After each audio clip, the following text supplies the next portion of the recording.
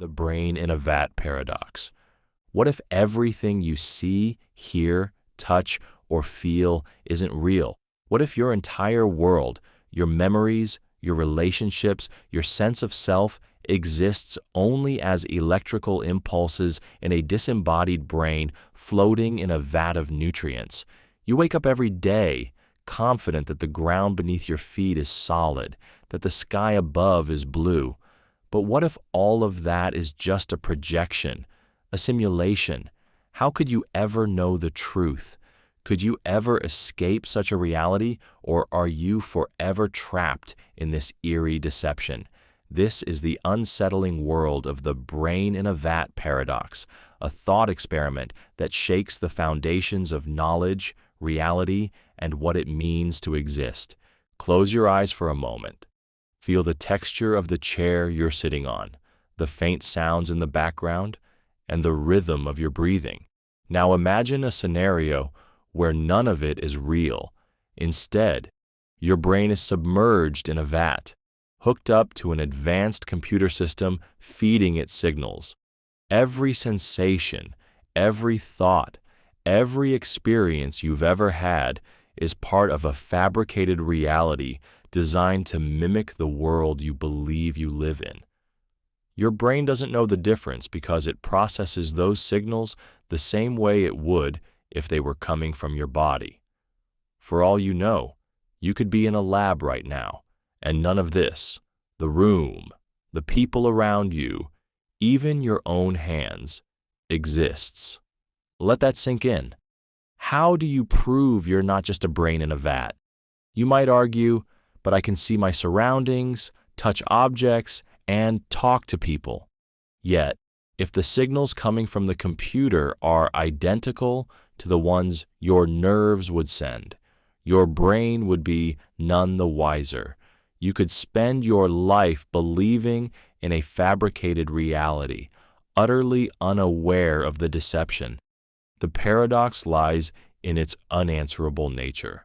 To verify reality, you rely on your senses and thoughts.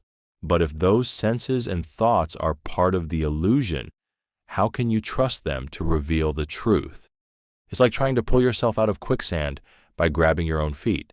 The tools you'd use to confirm your existence are the very tools that could be manipulated. Philosophers have wrestled with this dilemma for centuries. René Descartes famously questioned whether an evil demon might be deceiving us, feeding us a false reality. The brain in a vat paradox takes this idea and supercharges it for the modern age. Instead of a demon, it's now technology, computers, artificial intelligence, and advanced simulations that might be crafting your world. It's not just a thought experiment anymore. With advancements in virtual reality and neuroscience, the idea feels eerily plausible. The boundary between reality and illusion grows thinner with each passing year. But this paradox isn't just a puzzle about existence. It forces you to confront the limits of what you can truly know. If your brain can be so easily deceived, what does that say about your understanding of the world? About yourself? You might think, it doesn't matter as long as my experiences feel real. But does it? If your entire life were a lie, would it still hold meaning? Or does meaning only exist in the context of a reality you can trust? Some argue the question itself is self-defeating. If you were just a brain in a vat, how would you even come up with the idea to question it? Wouldn't the system feeding you signals prevent such thoughts? But others counter that even questioning reality doesn't disprove the paradox. It could simply be part of the simulation. Every escape route leads to another layer of uncertainty. The brain in a vat paradox also sheds light on our relationship with technology. As we create increasingly immersive digital experiences, from virtual reality to neural interfaces, the line between the artificial and the real becomes blurrier. Could we someday willingly become brains in vats, trading reality for a perfect, programmed existence? And if so, would we even care?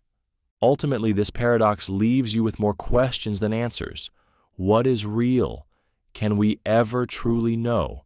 And if we can't, does it even matter? Perhaps the greatest lesson of the brain in a vat paradox is that reality, as we perceive it, is as fragile as the mind interpreting it.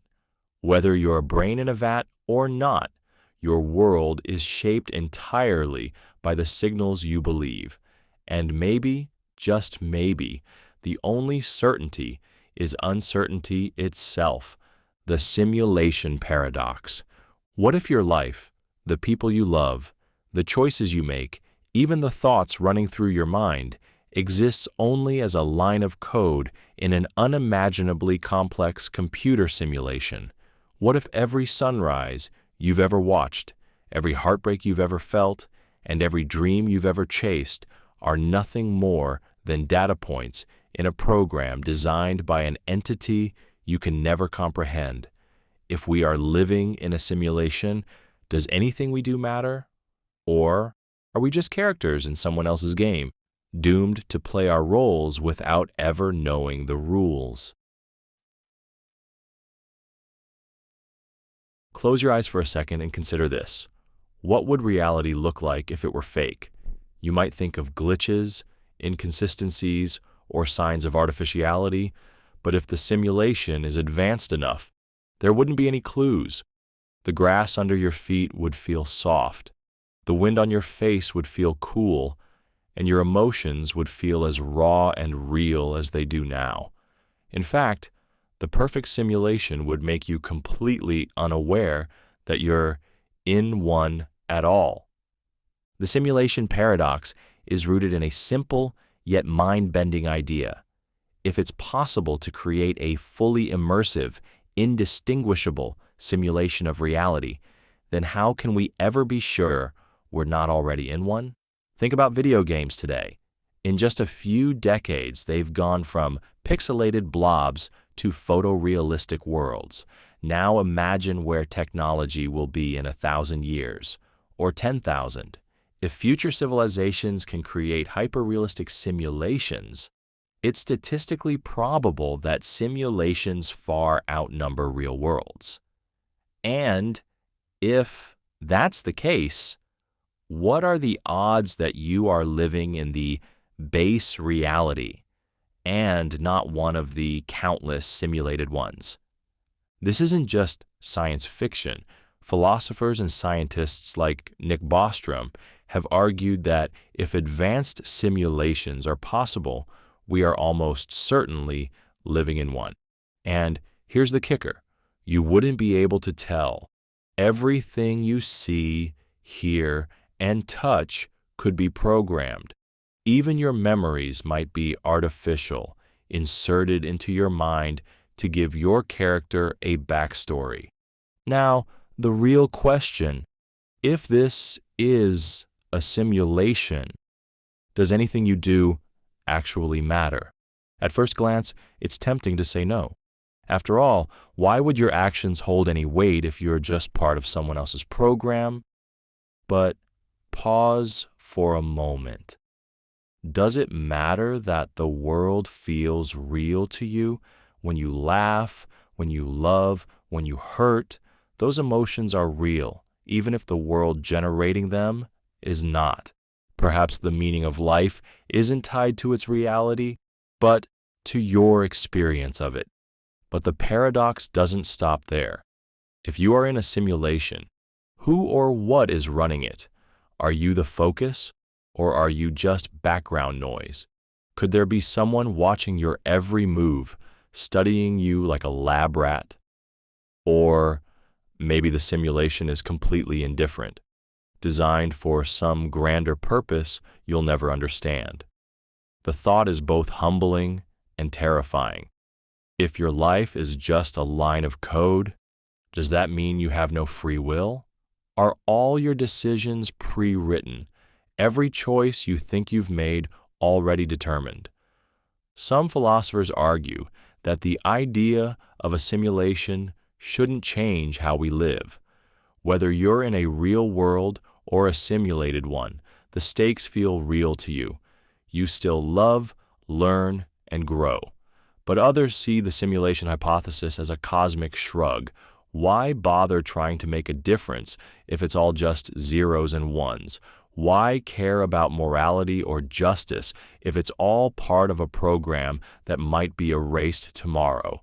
The simulation paradox also touches on deeper existential questions. If this world is a simulation, is there a way to escape it? Could we wake up to the real world, or are we forever trapped in this digital dream? And if we did find the creators of the simulation, what would we say to them? Would they see us as equals, or as tools, experiments, or entertainment? The most unsettling part of this paradox is its irrefutability. You can't prove you're in a simulation, but you also can't prove you're not. Every time you question it, every piece of evidence you find for or against it could simply be part of the program, designed to keep you guessing. But perhaps the real lesson of the simulation paradox is that reality, whether simulated or not, is defined by how you live it. Whether you're a character in someone else's story or the author of your own, what matters isn't the origin of your world, but what you do within it. So maybe the question isn't whether we're in a simulation, but how we choose to play the game we find ourselves in. The quantum superposition. Paradox. Picture this. In the microscopic world of quantum physics, the rules of reality unravel in ways that seem completely absurd. A particle, a tiny speck of matter, doesn't exist in one state or another. Instead, it exists in all possible states simultaneously, a condition known as superposition. But here's the twist. The moment you observe it, it collapses into just one state. How can something be many things at once until someone looks at it? Welcome to the quantum superposition paradox, where reality itself seems to hold its breath until you demand an answer. Let's break it down. Imagine you're staring at a sealed box containing a mysterious coin. You're told this coin is special. It's neither heads nor tails, but somehow both at the same time. As long as the box stays closed, the coin exists in a strange limbo of possibilities, flipping endlessly between heads and tails. It's only when you open the box and look that the coin suddenly decides, heads or tails. But why does the act of looking, of measuring, change what the coin is? Now, replace the coin with a quantum particle, and you've stepped into the bizarre world of superposition. At the quantum level, particles like electrons and photons can exist in multiple states simultaneously, spinning both clockwise and counterclockwise or being in two places at once. This isn't just a theoretical idea. It's been demonstrated in experiments like the famous double-slit experiment, where particles behave like waves, passing through two slits at the same time until observed. Once measured, they choose a single path as if they knew they were being watched. But why does observation matter so much? This is where the paradox deepens. According to quantum mechanics, a system in superposition isn't just waiting passively for us to observe it. It exists as a probabilistic cloud of possibilities. Observation forces the system to collapse into a definite state. But here's the mind-bending part. What exactly counts as an observation? Is it a human looking at the particle, a machine recording it, or could it be something else entirely, something we don't yet understand? Physicists and philosophers have wrestled with this for decades, and no one has a definitive answer. One interpretation, known as the Copenhagen interpretation, suggests that reality doesn't exist in a definite state until it's observed. Before you open the box, the coin isn't heads or tails. It's something in between, an unresolvable blur of potential outcomes. Another interpretation, the many worlds theory, proposes that every possible outcome happens, but in separate universes. In one universe, the coin lands heads. In another, it lands tails. Every time a particle is observed, reality splits into countless versions of itself. But this paradox isn't just about particles. It challenges our very understanding of reality. How can something exist in a state of possibilities rather than concrete reality? And if observation determines reality, what does that say about the role of consciousness? Are we, as observers, shaping the universe just by looking at it? Or is observation merely a mechanical process with no need for human awareness? The quantum superposition. Paradox leaves us grappling with these profound questions. Even stranger, superposition doesn't only apply to tiny particles. In theory, it can extend to larger systems. This idea is famously illustrated by Schrödinger's cat, a thought experiment where a cat in a box is simultaneously alive and dead until someone opens the box to check. The cat's fate is linked to the superposition of a quantum particle, creating a surreal connection between the microscopic and macroscopic worlds. Does this mean the universe itself could be in superposition, existing in multiple states until some cosmic observer collapses it into one? The paradox doesn't just defy logic, it challenges the very nature of what we think is real. In our everyday lives, we're used to objects having definite properties. A chair is a chair. A coin is either heads or tails. But quantum mechanics suggests that, at the most fundamental level, reality is far more fluid and uncertain than it appears. The quantum superposition paradox also forces us to confront the limits of our understanding. Are we simply incapable of grasping the true nature of the universe? Or is the universe inherently unknowable, a vast tapestry of probabilities that resists being pinned down? Ultimately, the quantum superposition paradox reminds us of the profound strangeness at the heart of existence. Reality, it seems, is not as solid or as predictable as we once believed. It dances on the edge of logic, inviting us to question everything we think we know. And perhaps the greatest paradox of all is this: the more we learn about the quantum world, the more mysterious it becomes. The dream paradox. What if this very moment, the screen in front of you, the thoughts running through your mind, the world around you, isn't real? What if it's all a dream? You've had dreams before that felt utterly convincing while you were in them. In those moments, the absurd made perfect sense, and you never questioned it until you woke up. But how do you know that you're not still dreaming? How can you ever be certain that what you call waking life is any different from a vivid, elaborate illusion conjured by your sleeping mind? This is the haunting question posed by the dream paradox, a puzzle that challenges the boundaries of reality and consciousness.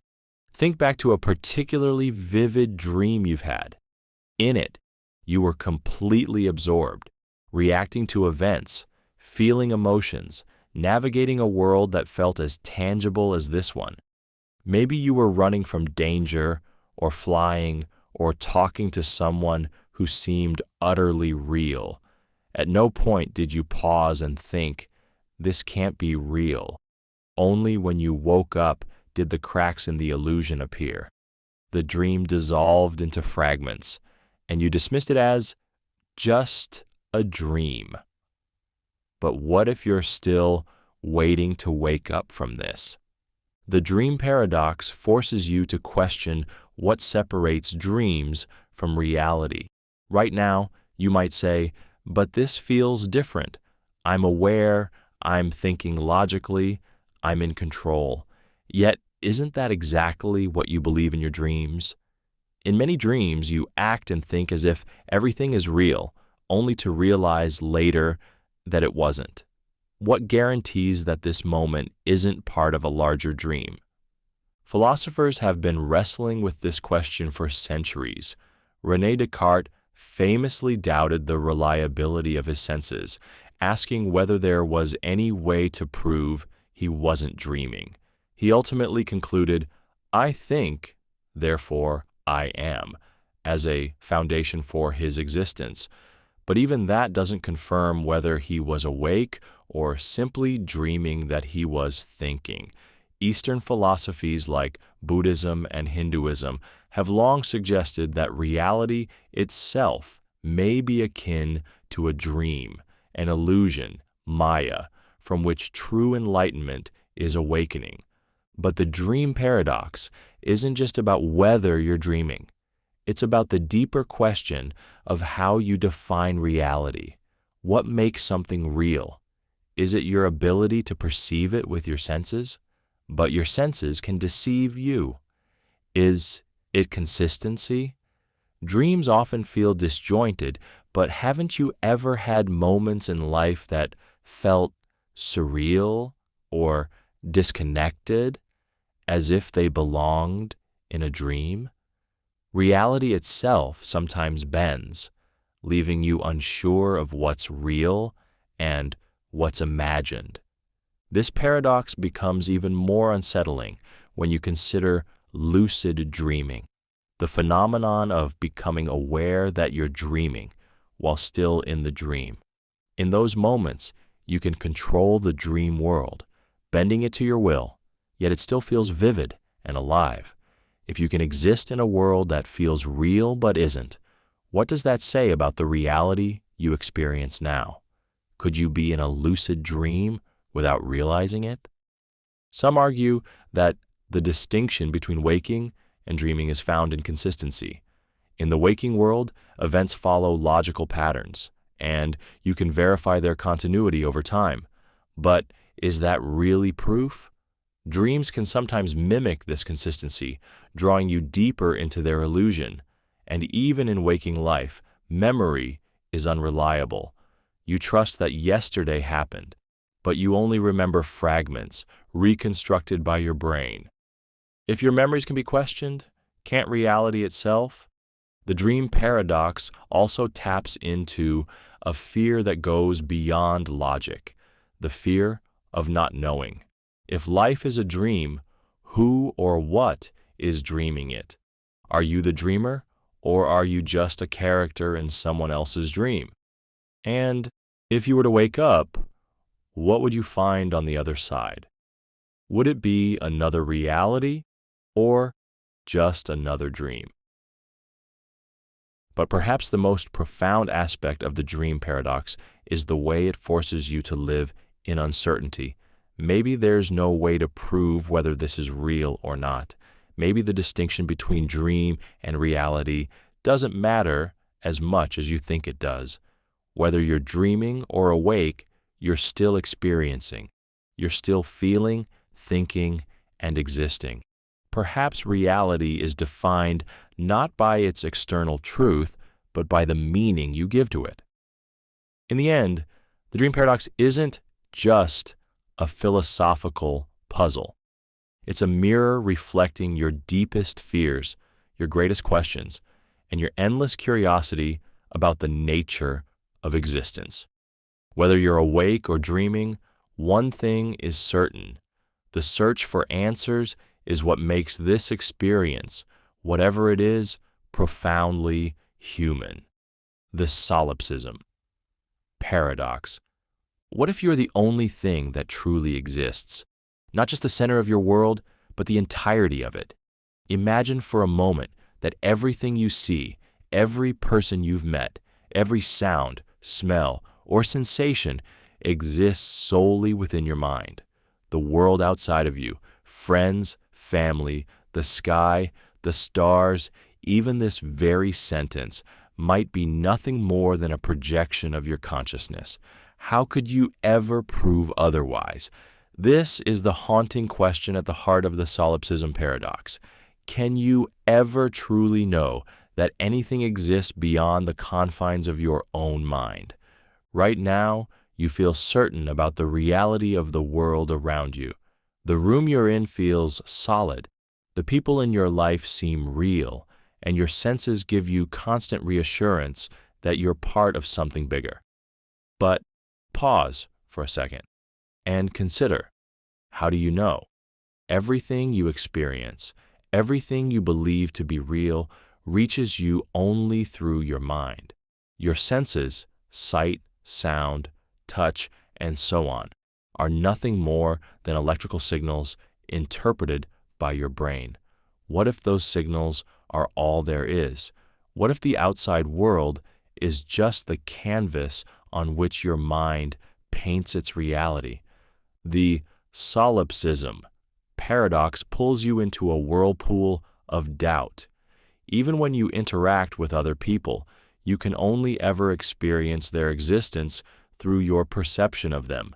You see them, hear their voices, and infer their thoughts and feelings. But how do you know they have inner lives like yours? What if they're just part of the simulation of your reality, like characters in a dream, existing only for your benefit, or to maintain the illusion of a world beyond yourself? This question has haunted philosophers for centuries. René Descartes famously asked whether he could doubt everything, including the existence of the physical world and other people. He found certainty only in the fact that he was thinking. "I think, therefore I am," he declared. But even that certainty didn't extend beyond his own mind. The Solipsism Paradox takes Descartes' insight and twists it further. If the only thing you can truly know is your own mind, what guarantee do you have that anything else exists? You might try to counter this with evidence from the world around you. Surely the vast complexity of the universe, the unpredictability of other people's actions, and the sheer richness of your experiences prove that something exists beyond your mind. But does it? In dreams, your mind creates entire worlds, complete with people who act and speak in ways you don't consciously control. If your mind can fabricate that kind of reality while you sleep, why couldn't it do the same while you're awake? The paradox becomes even more unnerving when you consider how little you truly experience directly. You don't see the world as it is. You see an interpretation of it. Your brain constructs your reality from incomplete data, an endless stream of signals that could just as easily be generated internally. Even your memories, the foundation of your identity, are malleable, prone to distortion and invention. If you can't fully trust your memories, how can you trust anything else? But the Solipsism Paradox isn't just about doubting the existence of the external world. It's also about the implications of that doubt. If you are the sole architect of reality, what does that mean for morality, meaning, and connection? Are the people you care about just figments of your imagination? If they exist only in your mind, does their suffering matter? Or does the very act of questioning their reality make them real enough? Perhaps the most unsettling part of this paradox is its trap-like nature. Every attempt to prove the existence of something outside your mind relies on the tools of your mind, your thoughts, your perceptions, your reasoning. It's like trying to lift yourself into the air by pulling on your own shirt. But maybe there's another way to approach this paradox. Instead of seeing solipsism as a problem to solve, perhaps it's an invitation to rethink the nature of existence itself. Whether the world is an extension of your consciousness or an independent reality, you still experience it. You still feel joy, pain, love, and wonder. Even if those experiences are just in your mind, they're no less real to you. The meaning of life might not depend on whether it exists independently, but on how you engage with it. The Solipsism Paradox leaves you in a state of existential uncertainty, but perhaps that's its greatest gift. It reminds you that reality, whatever it may be, is something you actively participate in shaping. Whether or not the world exists outside your mind, the fact that it exists for your mind is undeniable. And maybe, just maybe, that's enough. The Fermi Paradox. Look up at the night sky, and you're staring into the vastness of the universe. Billions of stars, countless galaxies, and an unimaginable number of planets. Somewhere out there, surely, life must exist. It's not just wishful thinking, the numbers almost demand it. With so many worlds capable of supporting life, how could Earth possibly be the only one? And yet, despite decades of searching, we found nothing. No signals, no signs, no visitors. This haunting silence brings us to the heart of the Fermi Paradox. If the universe is teeming with planets where life could thrive, why haven't we encountered anyone else? Take a moment to consider the odds. Our own Milky Way galaxy alone contains over 100 billion stars, many of which host planets in the so-called habitable zone, where liquid water and life as we know it could exist.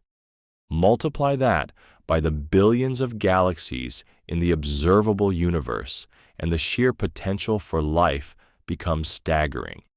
Even if intelligent life were rare, occurring on just 1 in a million planets, that would still leave millions of civilizations scattered across the cosmos. So where are they?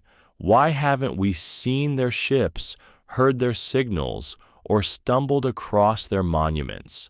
The Fermi Paradox gets its name from physicist Enrico Fermi, who famously asked, "Where is everybody?"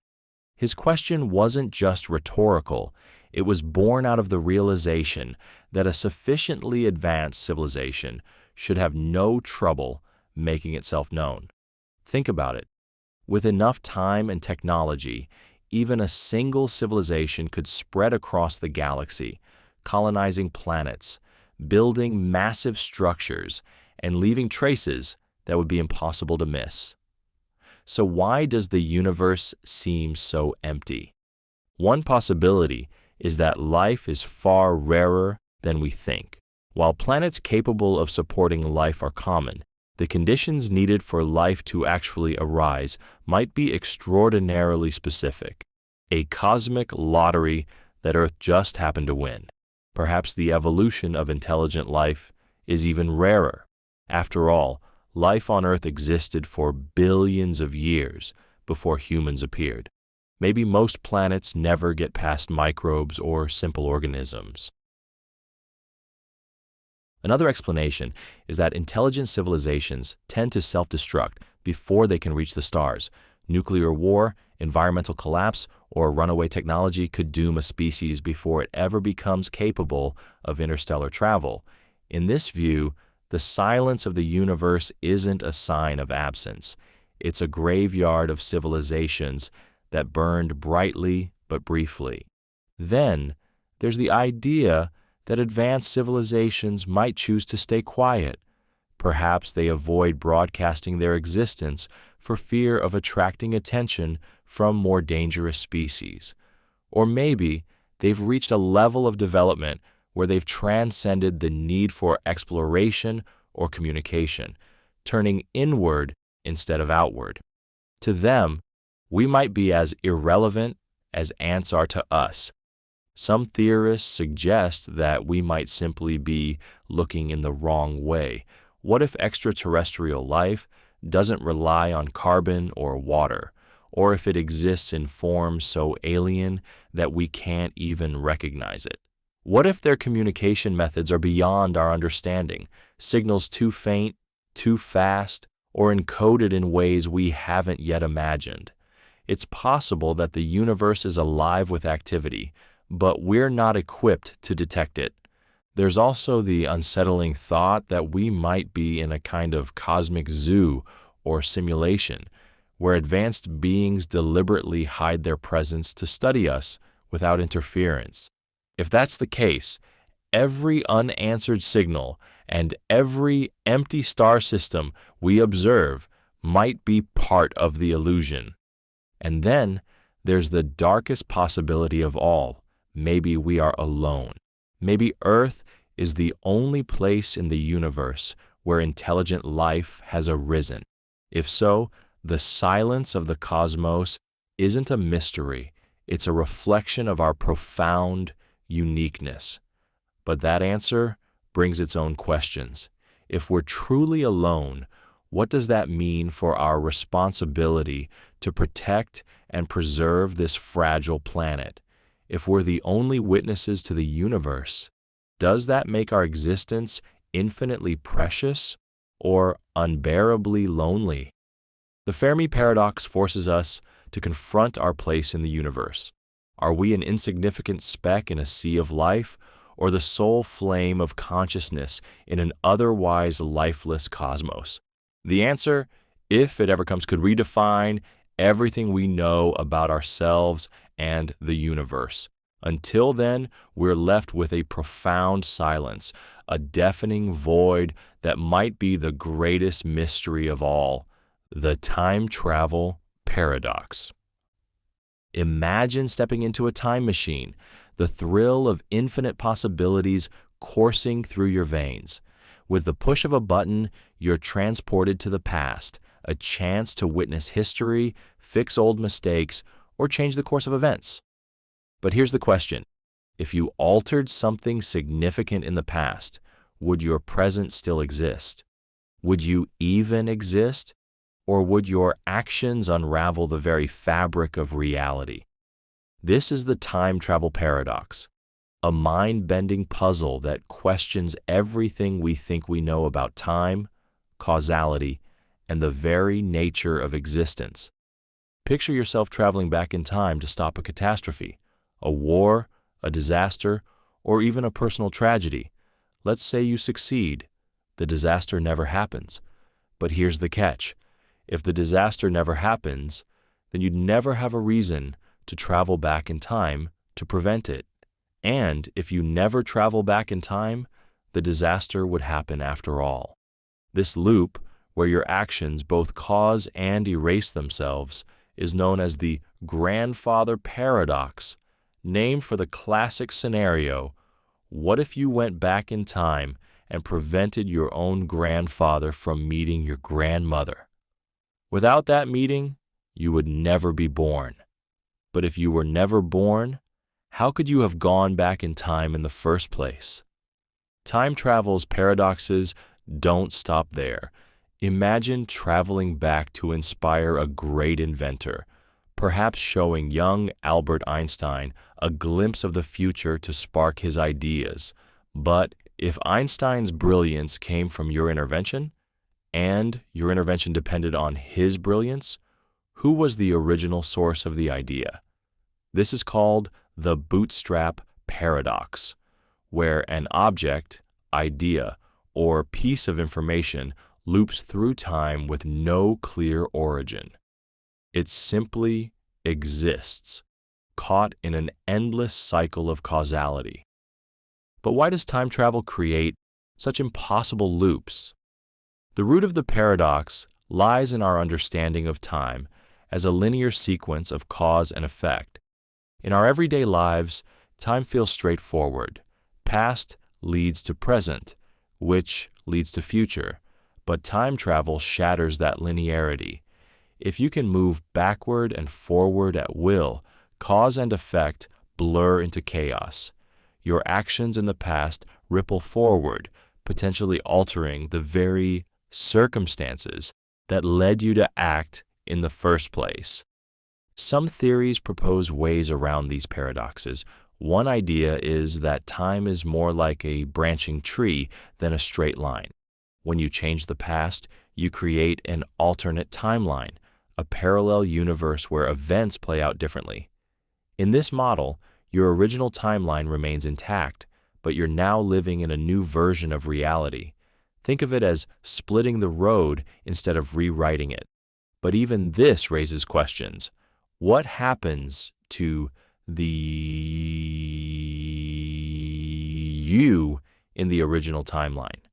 Are you stuck forever in a splintered reality, cut off from your past? Another theory suggests that time is self-correcting, like a river that bends but never breaks. No matter what you do in the past, events will conspire to keep the present intact. If you try to prevent a disaster, your actions might inadvertently cause it in another way. In this view, time travel doesn't allow you to rewrite history, only to fulfill it. But does that mean free will is an illusion and you're merely playing a predetermined role in the grand tapestry of time?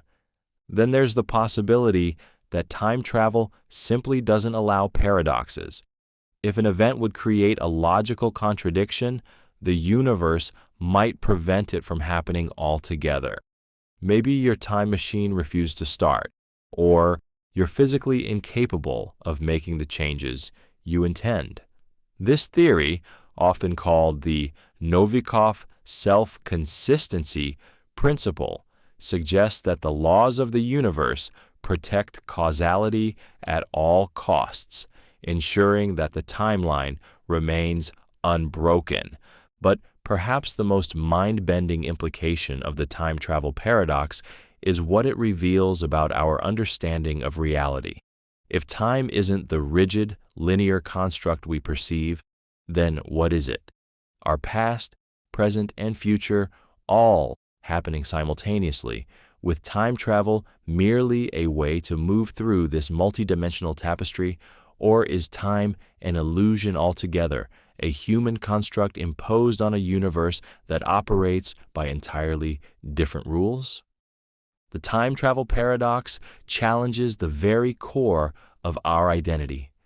If the past can be changed and the future rewritten, what anchors us to the present? What does it mean to exist in a world where causality itself is up for debate? Whether time travel is possible or forever confined to the realm of imagination, one thing is certain. The questions it raises force us to confront the fragility of our understanding of time and the profound mystery of our place within it. The infinite regress paradox. Imagine asking a simple question. Why does this exist? You get an answer. Because it was caused by that. But you're not satisfied, so you ask again. And what caused that? The answer leads to another cause, then another and another, spiraling backward endlessly. Every cause requires a prior cause. But where does it all start? What was the first cause? The origin of everything. This is the infinite regress paradox, a mind-twisting puzzle that challenges the very foundation of existence and the nature of causality. Think of a line of falling dominoes. One domino knocks down the next, and so on. But what pushed the very first domino? Did it fall on its own? Was it pushed by another domino we can't see? And if so, what set that unseen domino in motion? This is the paradox. If everything has a cause, how do you escape the endless chain of causes? At first, it seems like there must be a starting point, a moment where the chain begins. Many people turn to the idea of a first cause, something that set everything else into motion without itself being caused. Philosophers like Aristotle and Aquinas called this the unmoved mover, or first cause, often identifying it with God. But this answer comes with its own questions. If everything needs a cause, why doesn't the first cause? Is it really an explanation, or just a way of stopping the chain where it feels convenient? Now consider the alternative. There is no first cause. The chain of existence stretches infinitely backward, with no beginning at all. This view, known as infinite regress, might seem elegant at first. After all, If the universe has always existed in some form, there's no need for a starting point. But can you truly wrap your mind around the idea of an infinite chain? How can there be no beginning, no ultimate origin? The concept of infinity defies our intuition, leaving us grasping at answers that always seem just out of reach. The paradox becomes even more perplexing when you bring modern science into the mix. Cosmology suggests that the universe began with the Big Bang, a singularity from which time, space, and matter emerged. But what caused the Big Bang? Was it the result of another universe, a quantum fluctuation in a vacuum? And if so, what caused that? Science pushes the chain of causality further back, but it doesn't eliminate the paradox. It simply shifts the question to a new starting point. Some theories try to sidestep the paradox entirely. Quantum mechanics, for example, suggests that events at the smallest scales can occur without a clear cause. Particles can appear and disappear seemingly out of nowhere, governed by probabilities rather than deterministic rules. Could this randomness explain the universe's origin? If so, does it mean causality itself might be an illusion, something that only exists in the macroscopic world we perceive? Others propose that the universe might be self-causing, a closed loop with no external cause. In this view, the universe's existence isn't a linear chain, but a cycle where the past and future connect in ways we can't fully comprehend. This idea, while intriguing, raises its own questions. If the universe causes itself, does that make it fundamentally different from everything else we know? And if so, why? The infinite regress. Paradox doesn't just challenge our understanding of the universe. It forces us to confront the limits of human reasoning. Our minds are wired to seek explanations, to look for causes and effects. But when confronted with an endless chain or a cause that itself needs no cause, our logic falters. How do you make sense of something that might have no end or no beginning? Perhaps the most unsettling aspect of the paradox is the possibility that there may never be an answer. Maybe existence is a brute fact, something that simply is, without cause or explanation. But can we ever accept that? Can you truly live with the idea that the deepest questions of life and the universe might remain forever unanswered? The infinite regress paradox is a mirror, reflecting our insatiable need for understanding and the mysteries that lie beyond it. Whether the chain of existence begins with a first cause, loops in a self-sustaining cycle, or stretches infinitely into the past, it reminds us that the universe is far stranger and far more profound than we can ever imagine.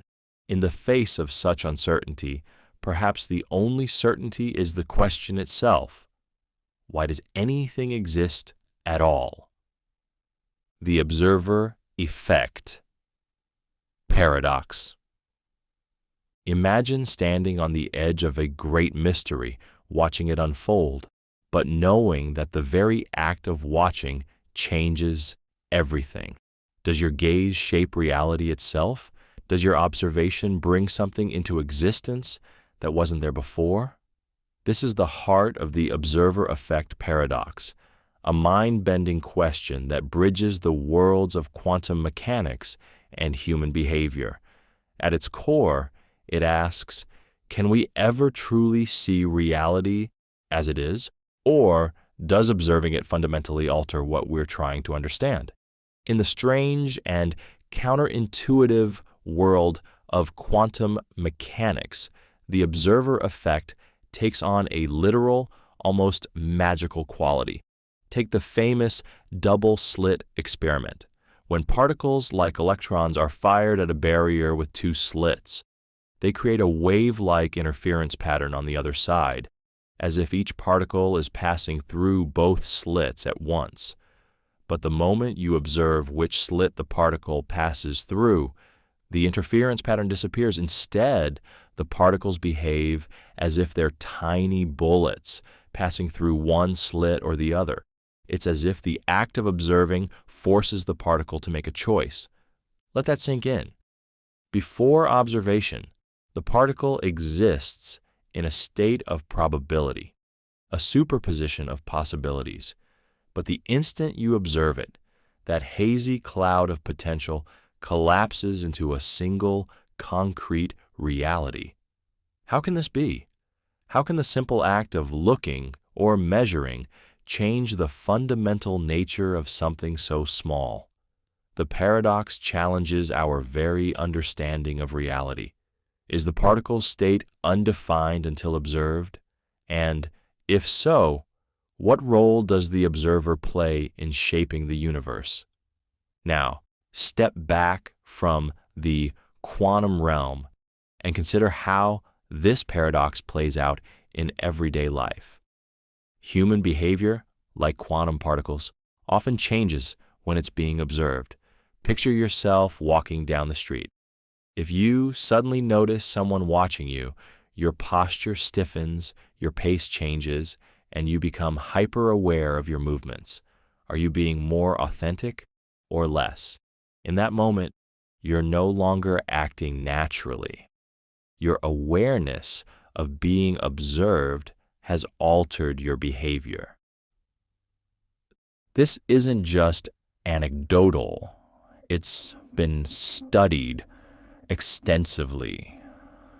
In psychology, the Hawthorne effect shows that people change their behavior when they know they're being studied. Workers become more productive when they think they're under observation. Athletes perform differently when an audience is present. Even the simplest interactions, like making eye contact, can shift the dynamics of a conversation. It's as if the act of being seen forces us to recalibrate, sometimes consciously, sometimes unconsciously. But why does this happen? What is it about being observed that reshapes both quantum particles and human beings? In the quantum world, one explanation is that observation involves interaction. Measuring a particle requires shining light on it, or using an instrument, and this interaction disturbs its state. In human terms, being observed creates self-awareness, a shift from instinctive action to deliberate behavior. Observation becomes a kind of interference, subtle but undeniable. Yet the paradox deepens when you ask, what counts as an observation? In quantum mechanics, does it require a conscious observer, or can a simple measuring device do the trick? If it's the latter, why does the universe care about measurement at all? And in human behavior, how much of our true self is masked or modified when we feel watched? Are we ever completely authentic, or are we always performing for some invisible audience? The observer effect paradox doesn't just challenge our understanding of reality, it questions our role in shaping it. If observing something changes its outcome, how can we ever know the unaltered truth? And if the act of observing brings possibilities into existence, what does that say about our relationship with the universe? Are we passive witnesses or active participants in creating reality? Some see this paradox as a profound reminder of interconnectedness. In quantum mechanics, the observer and the observed aren't separate. They're part of the same system, influencing each other in ways we're only beginning to understand. In human terms, it suggests that we're shaped as much by the world around us as we are by our own intentions. We're never truly isolated. Our actions, thoughts, and even our gaze ripple outward, leaving marks we can't always see. But the paradox also leaves us with an unsettling question. If observation changes reality, can we ever trust what we see? Whether it's the trajectory of a particle or the authenticity of a smile, how much of what we observe is real, and how much is shaped by the act of observing itself. The observer effect paradox is a puzzle without a solution, a mirror that reflects both our curiosity and our limitations. It reminds us that reality isn't a fixed, unchanging thing. It's a dynamic interplay between what exists and what we bring to it. In the end, the paradox isn't just about quantum physics or human behavior. It's about the profound, often mysterious relationship between ourselves and the universe we inhabit. And perhaps in that mystery lies the essence of what it means to observe and to exist. The Ship of Theseus Paradox. Imagine a grand ship, celebrated for its history and legacy, the Ship of Theseus. Over the years, its wooden planks begin to rot, so one by one, they're replaced. First, the mast, then the hull. Eventually, every single part is substituted with new material. Now, here's the question. When the last original plank is gone, is it still the same ship, or has it become something entirely new? The Ship of Theseus Paradox forces us to confront the nature of identity and change. What does it mean to remain the same when everything within you or around you has changed? At first, the answer seems simple. Of course, it's the same ship. After all, the changes happened gradually, one piece at a time. No single replacement destroyed its identity. It's still called the Ship of Theseus, still revered for its voyages, still recognized by those who know its history. But take a step back. If nothing of the original remains, what exactly makes it the same? Is it the name, the shape, the memory of what it once was? Now imagine a twist. Suppose someone gathers all the original rotted planks and reconstructs them into a new ship. This ship, made entirely from the original materials, looks just as it did when it first set sail. Which one is the true Ship of Theseus? The one rebuilt from its original parts, or the one that has been gradually renewed over time? Can both be the same ship, or neither? This paradox doesn't just apply to ships. It applies to everything, including you. Your body is constantly changing, replacing cells, shedding old ones, and regenerating new ones.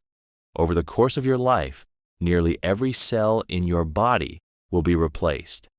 Even your thoughts, memories, and beliefs evolve as you grow. So, are you the same person you were a decade ago? Or have you become someone entirely different? The Ship of Theseus Paradox challenges us to think about identity as something fluid rather than fixed. Perhaps it's not the individual components that define an object or a person, but the continuity of the whole. The ship remains at the Ship of Theseus because it serves the same purpose, carries the same legacy, and exists within the same context. Similarly, you remain yourself because your sense of self persists, even as your physical and mental makeup shifts over time.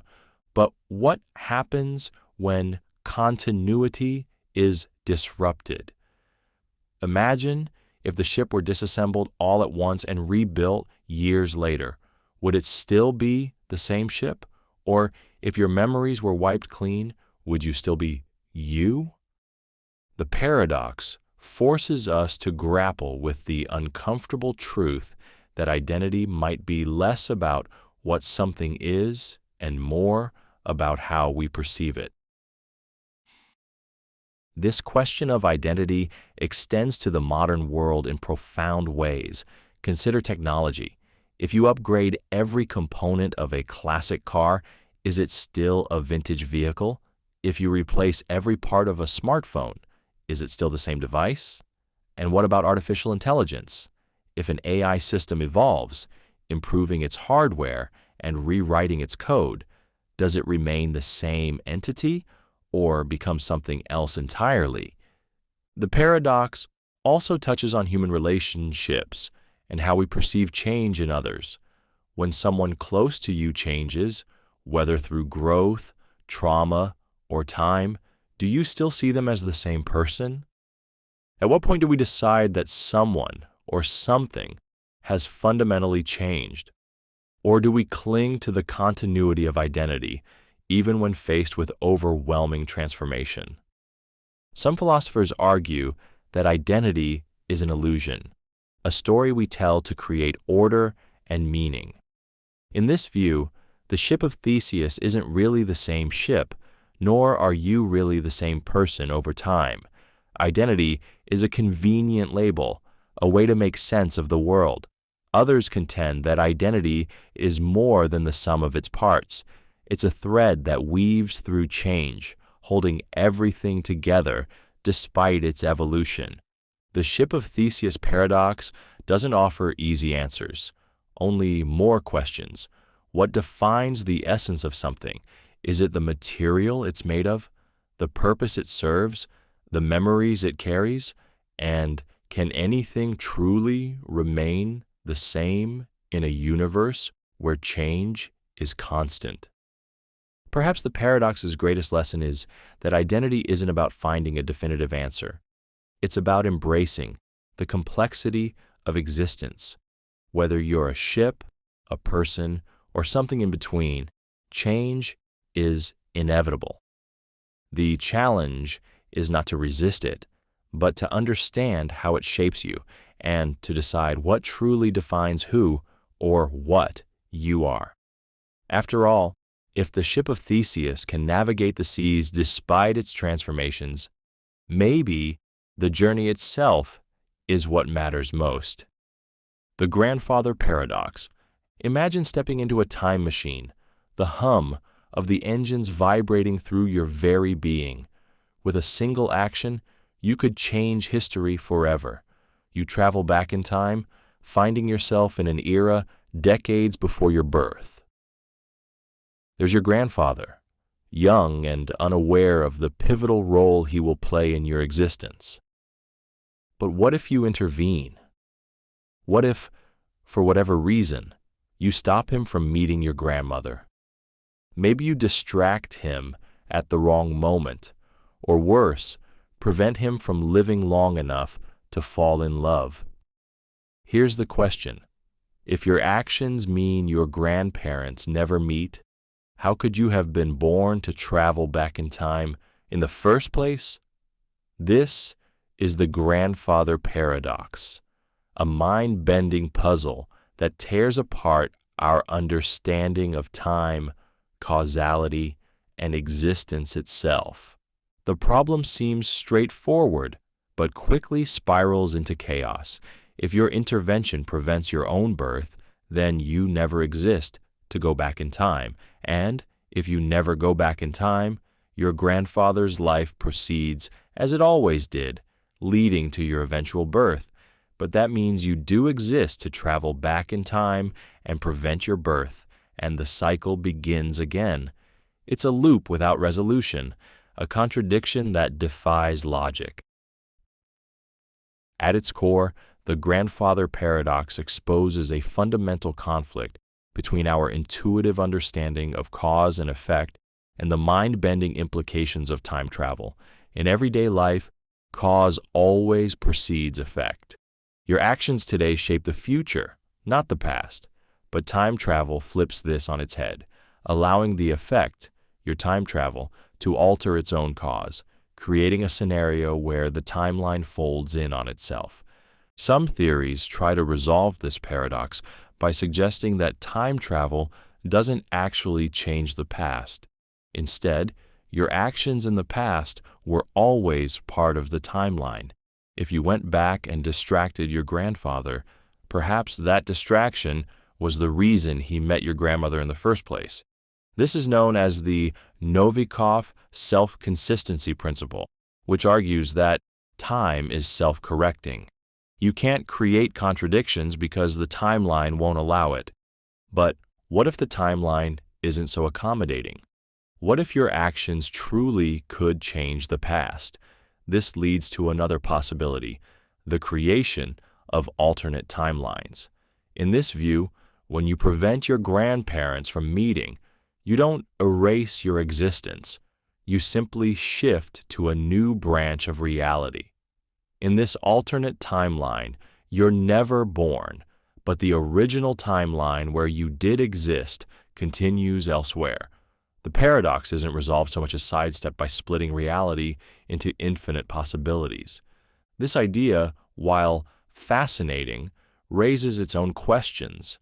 If every action creates a new timeline, does that mean there are infinite versions of you scattered across countless realities?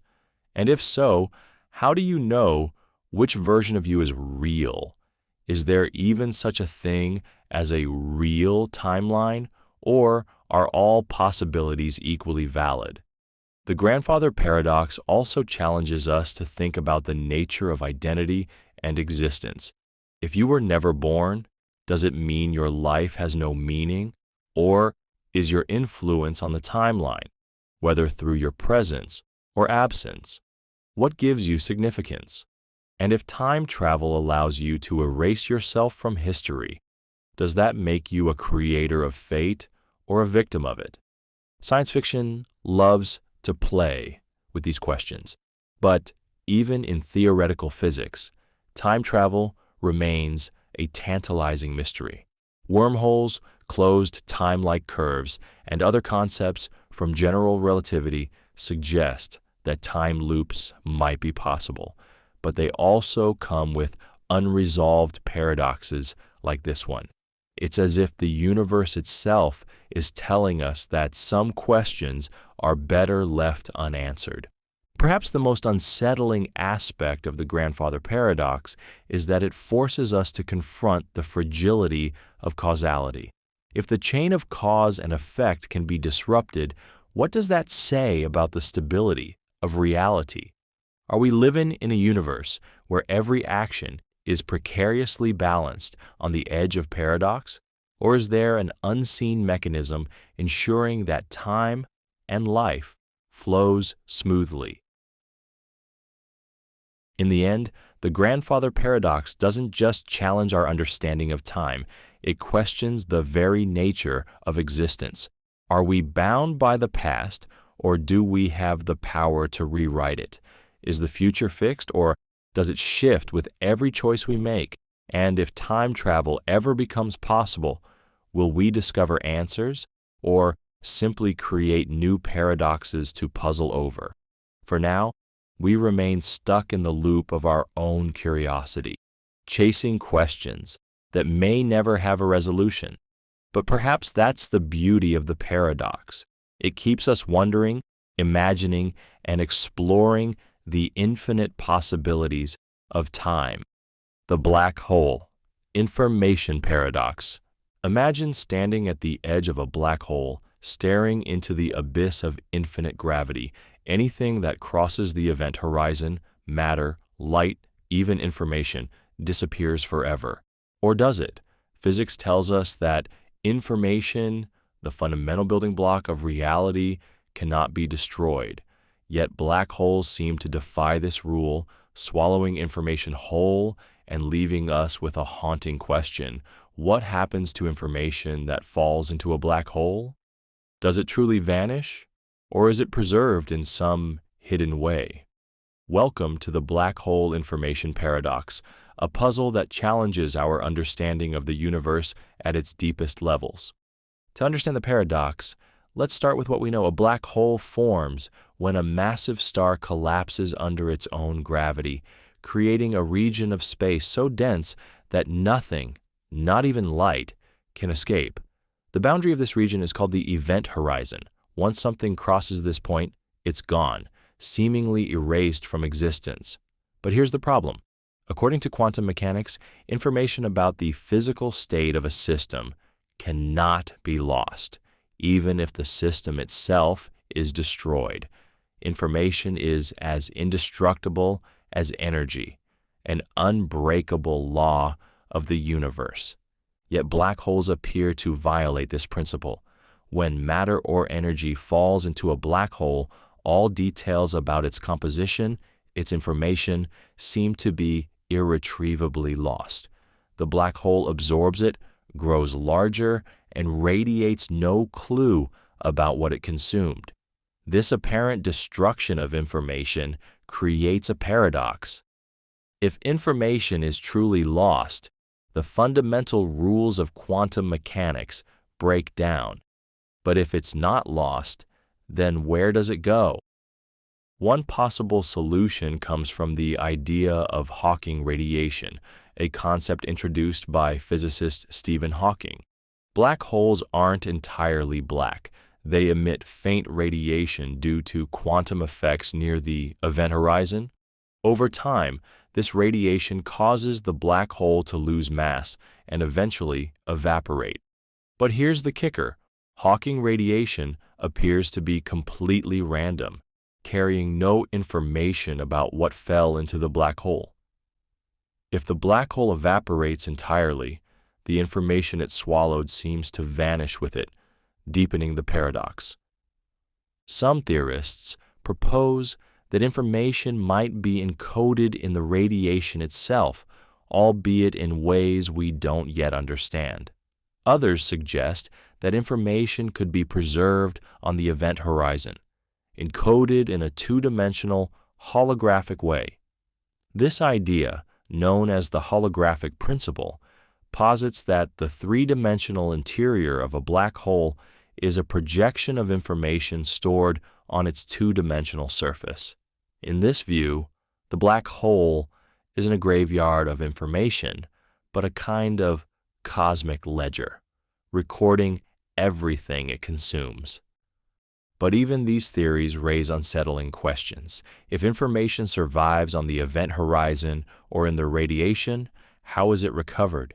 Is it scattered so irretrievably that it's effectively lost to us, even if it technically still exists? And what happens when two fundamental theories, quantum mechanics, which forbids information loss, and general relativity, which predicts it, collide in this way? The black hole information paradox reveals a deep incompatibility between these two pillars of modern physics, a clash that suggests we're missing a crucial piece of the puzzle. The paradox also invites us to think about the nature of information itself. What does it mean for information to be preserved? Is it enough for it to exist in some abstract form, even if it's forever inaccessible? Or does the very idea of preservation imply that the information must be recoverable, like a message in a bottle floating through space?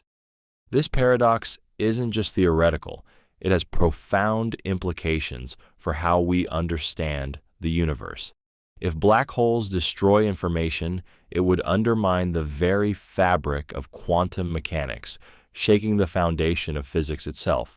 But if information survives, it forces us to rethink the relationship between space, time, and gravity, perhaps even leading to a new theory of quantum gravity that unites the two. The black hole information paradox also serves as a humbling reminder of how much we have yet to learn.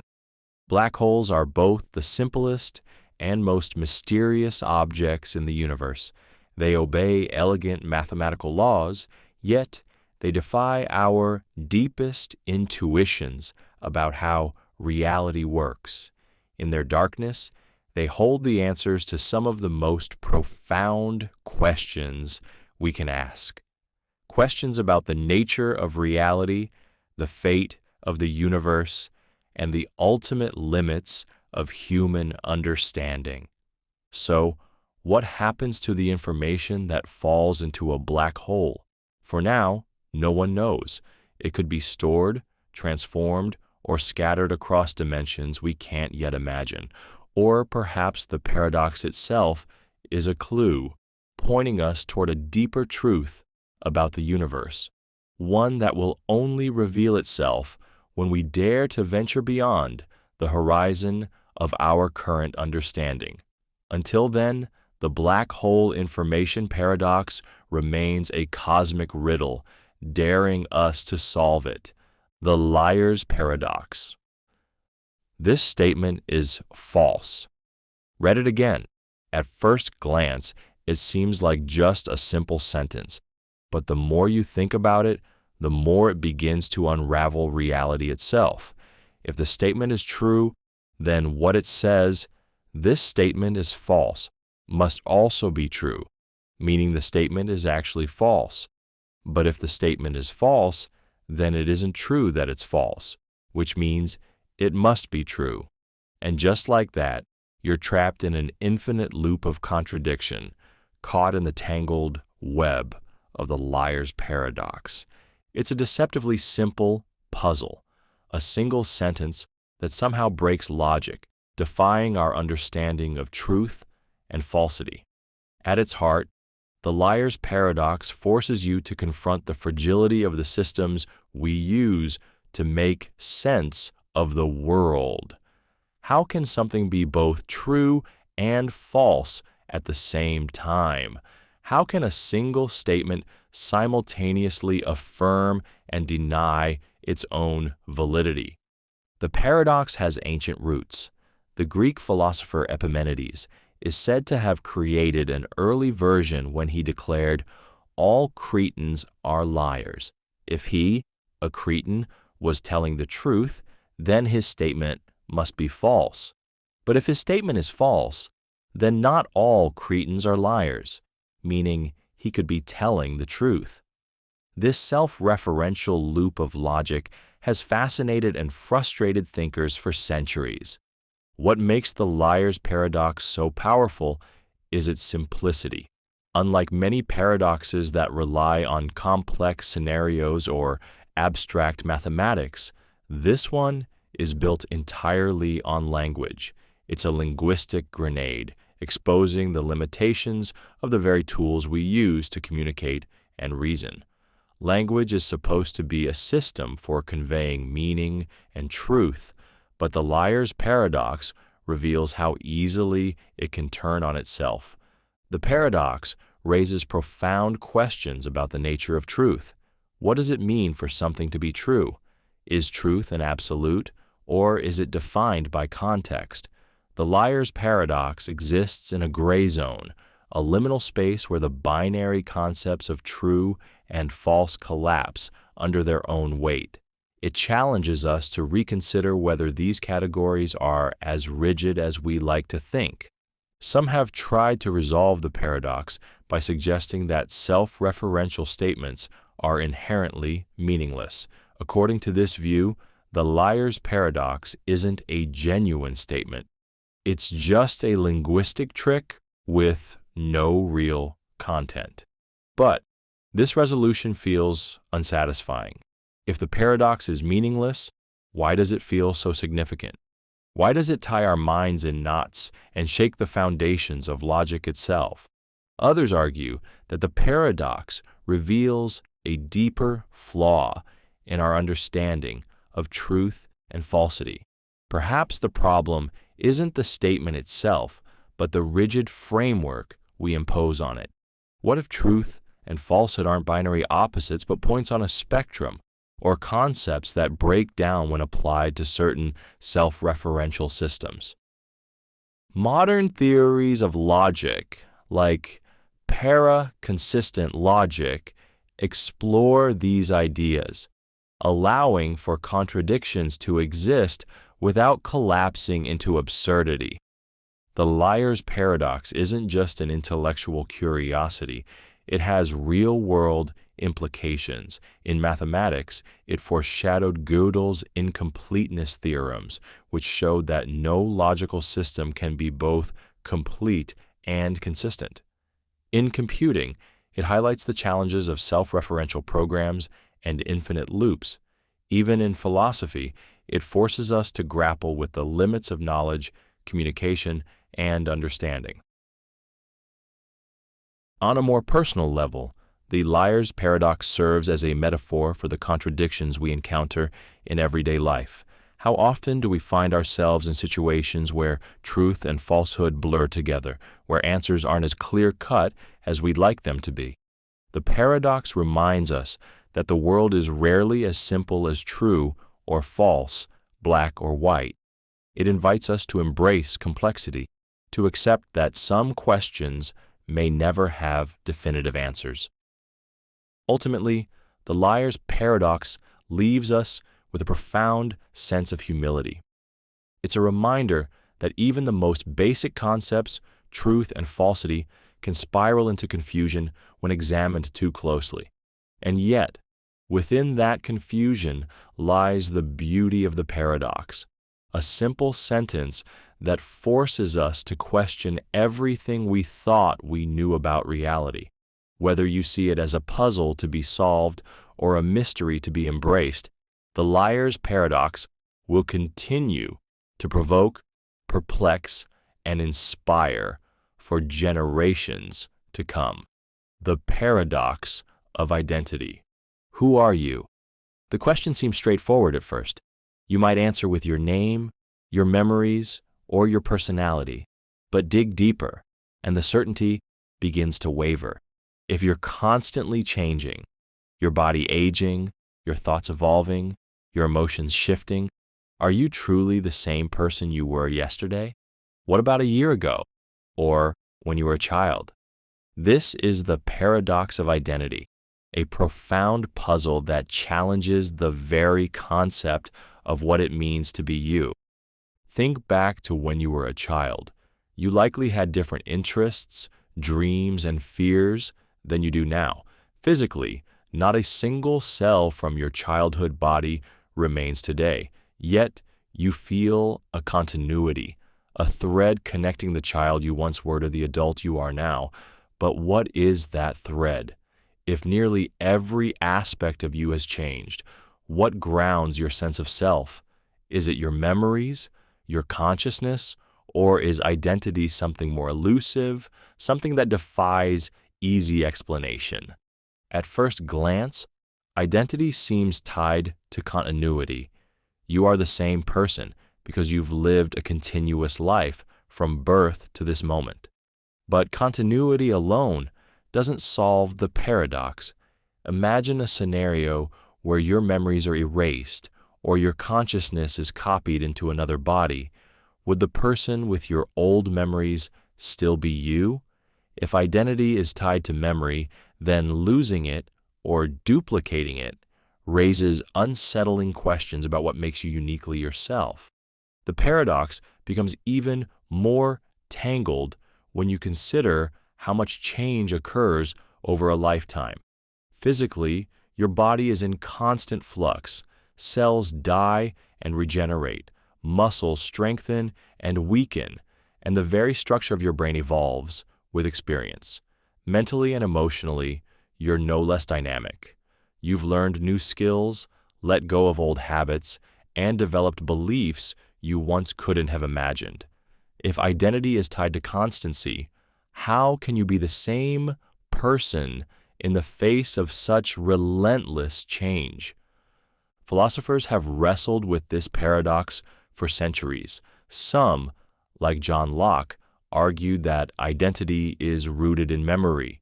Your ability to recall past experiences links you to your former self, but memory is imperfect. It fades, distorts, and sometimes even fabricates events. If your memories are unreliable, can they truly define who you are? Others suggest that identity is not about what remains unchanged, but about the process of change itself. You are the same person, not because you are static, but because the changes in you happen in a coherent, connected way. This idea resonates with the concept of the ship of Theseus paradox. If all the parts of a ship are replaced over time, is it still the same ship? Perhaps identity, like the ship, is less about the individual pieces and more about the continuity of the journey. The paradox of identity also forces us to confront how we perceive others. When someone close to you changes dramatically, through trauma, growth, or aging, are they still the same person you knew? Do we define others by their core essence or by the roles they play in our lives? If a loved one forgets who you are due to illness or amnesia, are they still themselves, or does their identity fade with their memory? In today's world, the paradox takes on new dimensions. Advances in neuroscience and technology challenge traditional notions of identity. Could a person's consciousness be uploaded into a computer? If so, would that digital version still be them? And if artificial intelligence develops its own sense of self, does that mean identity isn't exclusive to humans? These questions blur the boundaries of what it means to exist as a distinct individual. But perhaps the most profound implication of the paradox of identity is what it reveals about human existence. Identity isn't a static thing. It's fluid, evolving, and deeply tied to our experiences. You are not the person you were yesterday, nor the person you will be tomorrow. And yet, in the midst of all this change, you are still undeniably you. Identity is not about being unchanging, but about the narrative you create through time. A story that weaves together your past, present, and future. The paradox reminds us that being human means embracing contradiction. You are constant and ever-changing, singular and multifaceted, a fixed point and a moving target all at once. And perhaps that's the beauty of it. Identity isn't something to pin down or define. It's something to live, to grow, and to discover every day. In the end, the paradox of identity doesn't diminish who you are. It illuminates the infinite complexity of what it means to be you. The paradox of free will. Close your eyes and think about the last decision you made. Maybe it was something trivial, like what to eat for breakfast, or something profound, like choosing a career path. In that moment, it felt like the choice was yours, guided by your desires, logic, or intuition. But was it really? If the universe operates on cause and effect, where every event is the result of a prior one, how could your choices be anything but the inevitable outcome of countless forces outside your control? This is the paradox of free will, a philosophical riddle that challenges the very notion of personal agency and autonomy. At the heart of the paradox lies a collision between two seemingly incompatible ideas: the deterministic nature of the universe and the human experience of making choices. In a deterministic world, every action, thought, and decision is the result of a chain reaction stretching back to the beginning of time. Your decision to have coffee instead of tea this morning wasn't truly a choice. It was the product of your biology, upbringing, preferences, and countless other variables. In this view, free will is an illusion, a story your brain tells itself to make sense of actions that were always going to happen. But if that's true, it feels deeply unsettling. If everything is predetermined, then are you really responsible for anything? Can you take credit for your successes or blame for your failures?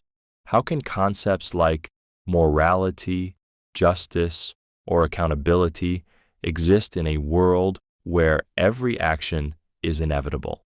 And yet, the experience of free will feels undeniable.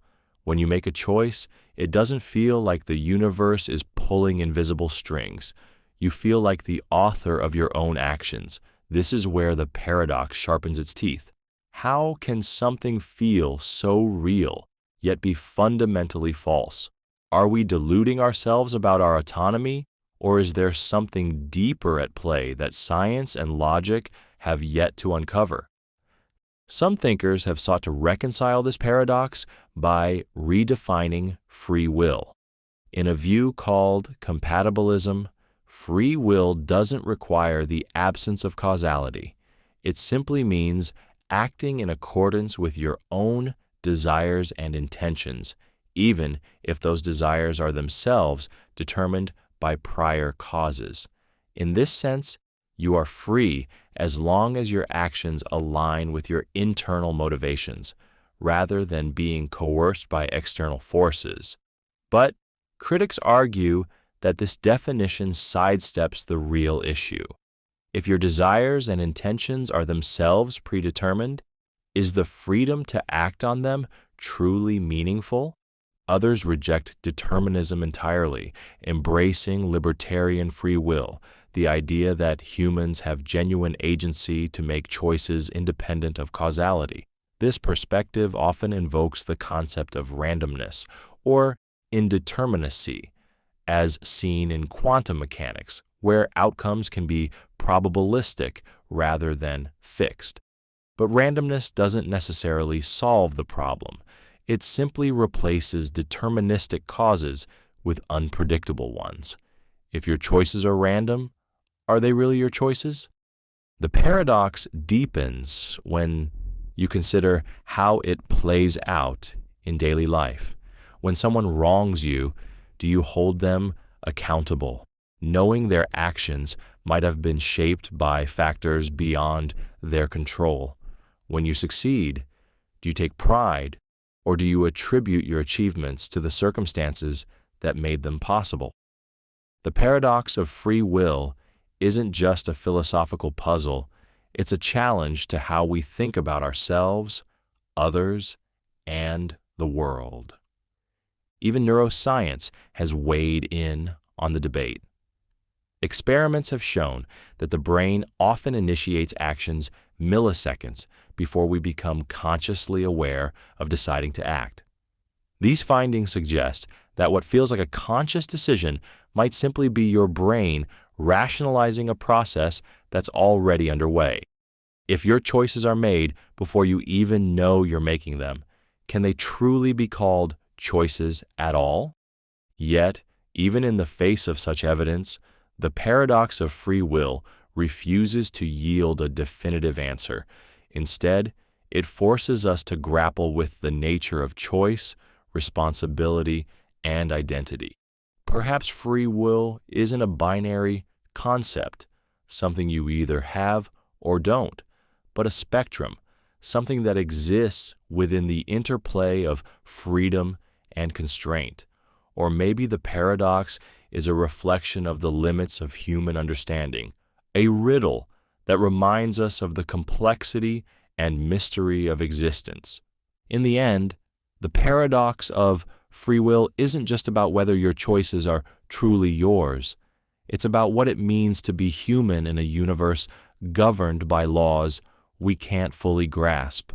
Whether your will is free, determined, or something in between, the experience of choosing, striving, and taking responsibility remains at the heart of what makes life meaningful.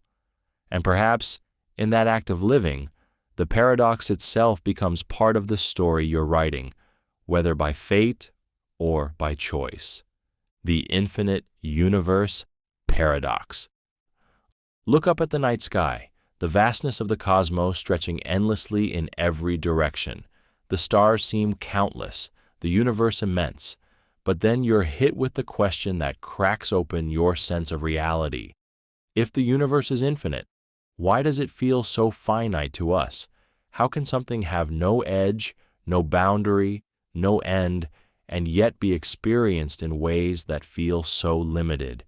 This is the infinite universe paradox, a profound puzzle that challenges both the limits of human perception and the nature of existence itself. Imagine walking toward the horizon. No matter how far you go, the horizon always stretches out before you, unreachable yet ever present. Now expand that idea to the universe. If the universe is truly infinite, it has no edge, no center, no boundary where it stops. Yet when you look around, the world feels contained, measurable, even small compared to the vastness you imagine. How can infinity coexist with the finite ways we experience it? Part of the paradox lies in the limits of human perception. Our senses are designed to navigate the immediate, what we can see, hear, and touch. The infinite, by contrast, is abstract and overwhelming, something the mind struggles to grasp. You can imagine large numbers or vast distances, but infinity isn't just big, it's endless, unbounded. No matter how much you add to it, there's always more. Try picturing an infinite number of stars or galaxies. At some point, your brain hits a wall, unable to go further. Infinity simply doesn't fit into the finite container of the human mind. Science compounds the paradox. Observations suggest that the universe is either infinite or so vast that its edges are beyond our ability to detect. Yet the universe we see, what scientists call the observable universe, is limited by the speed of light and the age of the cosmos. Light from distant galaxies has taken billions of years to reach us, and beyond a certain point, the universe's expansion makes it impossible for light to ever reach us. So while the universe might be infinite, our experience of it is restricted to a cosmic bubble, a finite slice of an infinite whole. But the paradox goes deeper than perception. If the universe is infinite, it raises staggering implications.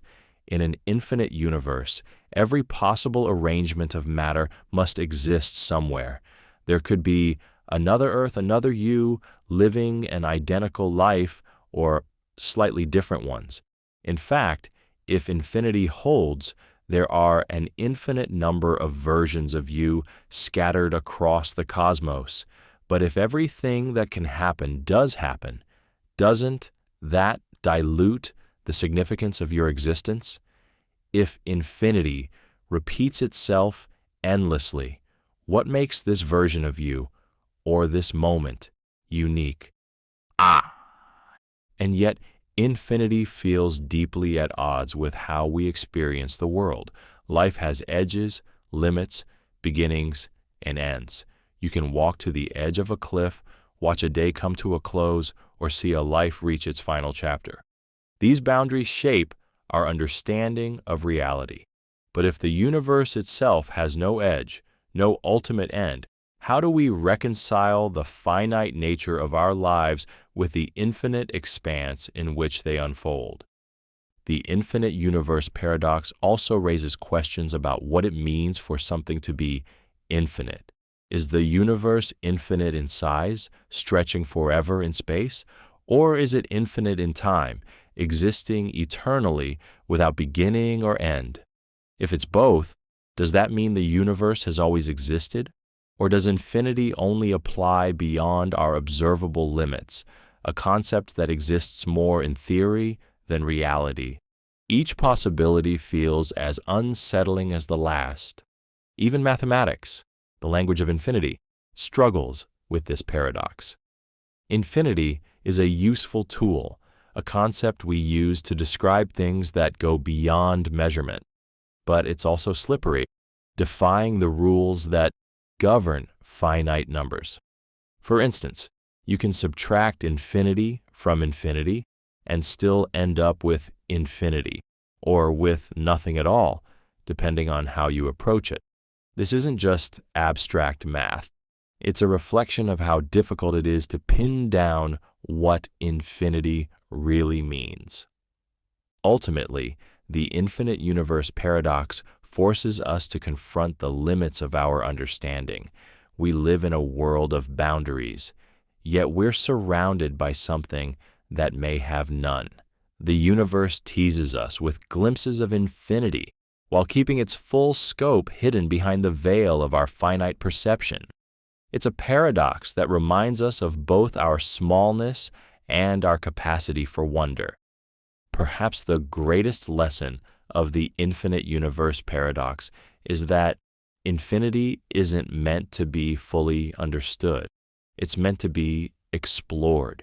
It invites us to push the boundaries of what we know, even as it shows us that some mysteries may remain forever beyond our grasp. In the end, infinity isn't just a challenge to our minds, it's a call to embrace the awe and curiosity that define what it means to be human. After all, in a universe without edges, there's always more to discover. The Nothingness Paradox. Close your eyes and try to imagine nothing. Not emptiness, not a vast black void, true nothingness. No space, no time, no matter, no energy, just nothing. It's almost impossible, isn't it? Now take it a step further.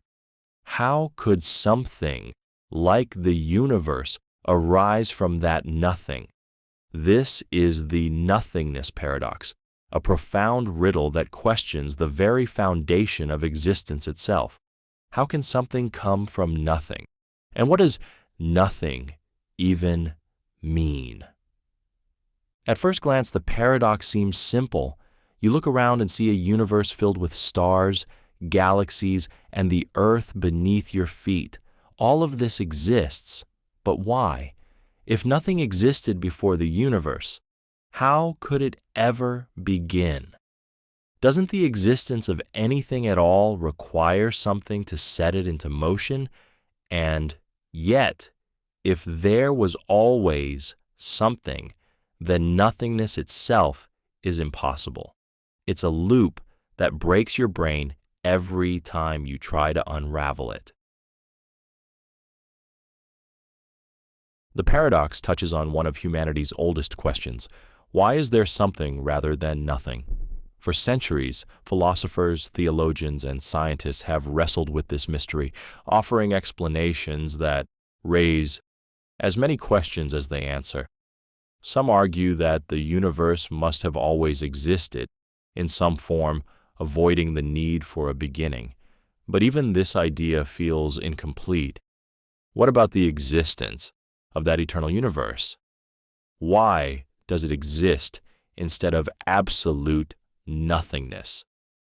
Science offers one potential answer in the form of quantum mechanics. In the quantum world, particles can appear and disappear seemingly out of nowhere, governed by probabilities rather than deterministic rules. Some scientists suggest that the universe itself might have emerged from a quantum fluctuation in a kind of nothingness. But this explanation has its own problems. For one, even a quantum fluctuation requires the existence of quantum laws, fields, or space-time itself. Is that truly nothing, or is it just a very minimal kind of something? Others look to the concept of symmetry breaking. Imagine a perfectly still, featureless surface, a kind of balance so perfect that any change would disrupt it.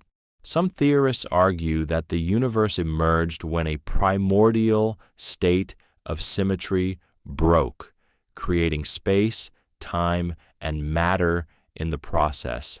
But again, this leaves the deeper question unresolved. Where did that state of symmetry come from?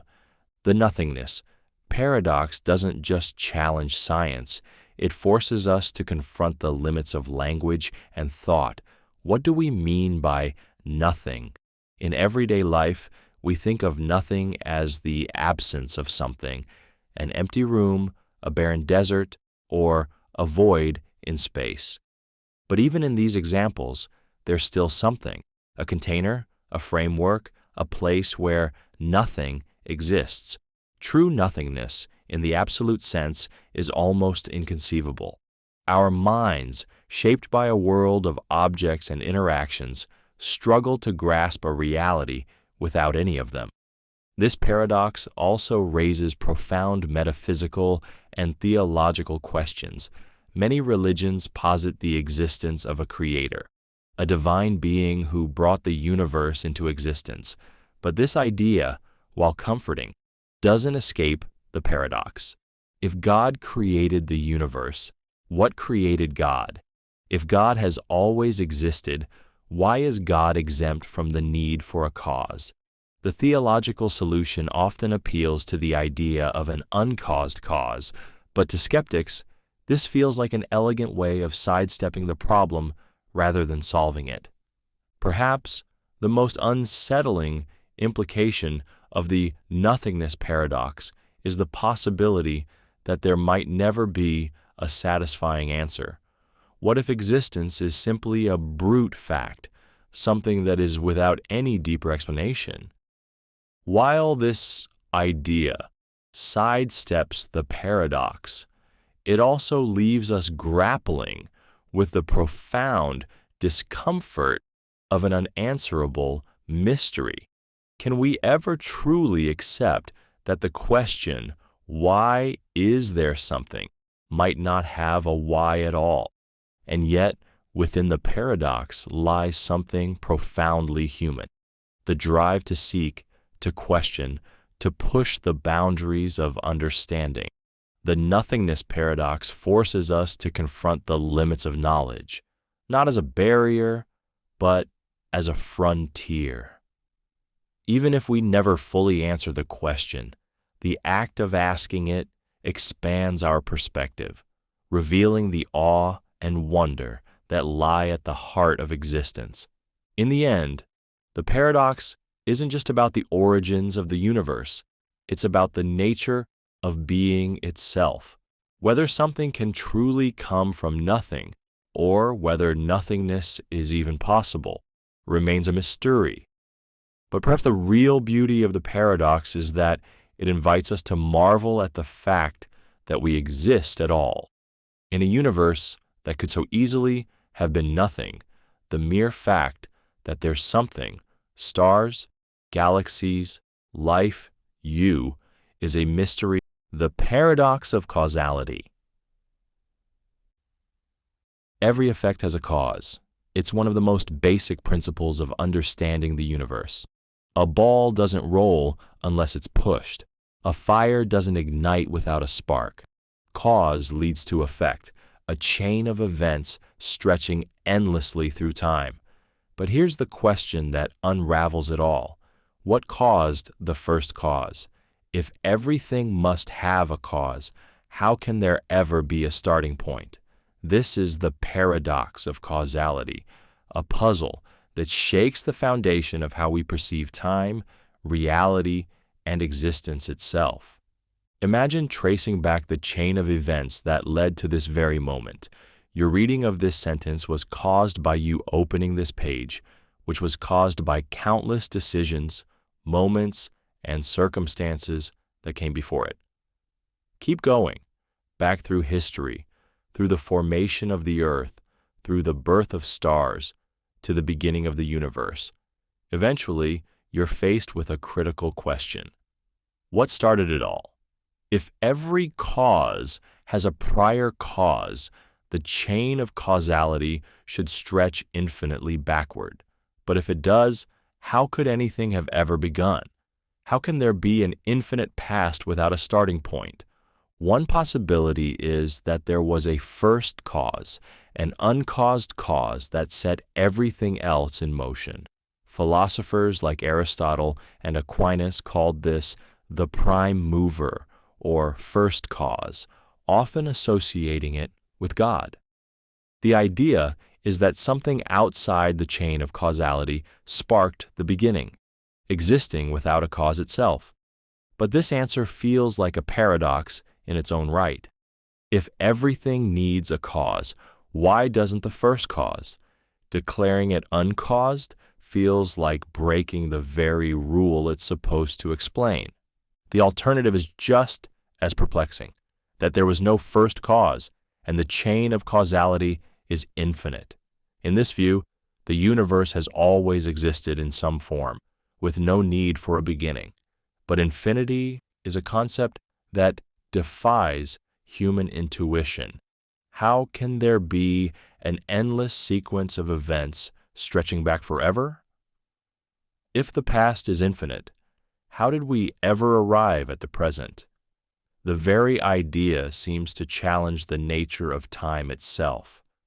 Modern science complicates the paradox further. The Big Bang Theory suggests that the universe had a beginning, a moment when time, space, and matter all emerged. But what caused the Big Bang? Some physicists propose that it was the result of a quantum fluctuation in a timeless void. But then you're left asking, what caused the void? What caused the quantum laws? Science pushes the question further back, but never fully escapes the paradox. The first cause remains elusive, slipping further away the closer we get to it.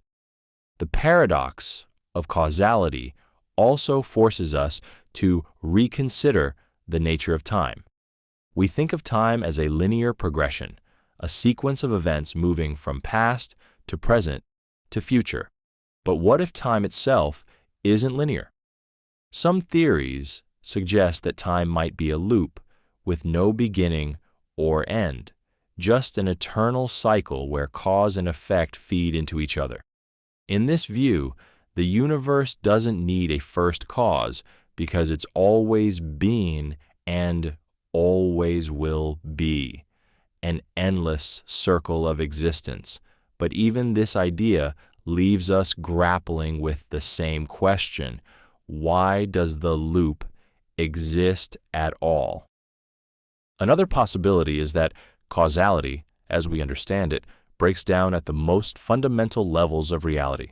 In quantum mechanics, particles can appear and disappear seemingly without cause, governed by probabilities rather than deterministic rules. Could the universe itself be an uncaused quantum event?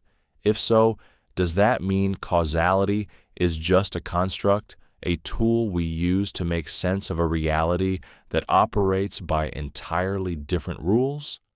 The paradox of causality doesn't just challenge our understanding of the universe, it shakes the foundation of how we define existence.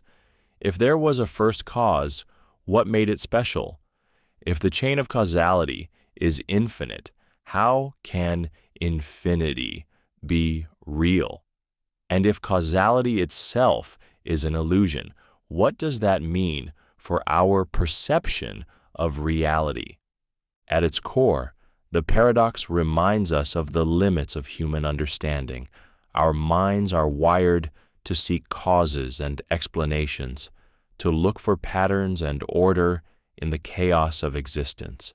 But when we confront questions like these, we find ourselves staring into a void that defies logic and reason. Perhaps the paradox's greatest lesson is its humility. It reminds us that some questions may never have definitive answers, not because they're unanswerable, but because they transcend the very framework of thought. The origin of causality, if it has one, might be something we can never fully grasp, existing beyond the reach of science, philosophy, or imagination. And yet, the paradox also invites us to marvel at the mystery of existence itself, whether the universe had a first cause, an infinite past, or something beyond comprehension. The fact that it exists at all is extraordinary.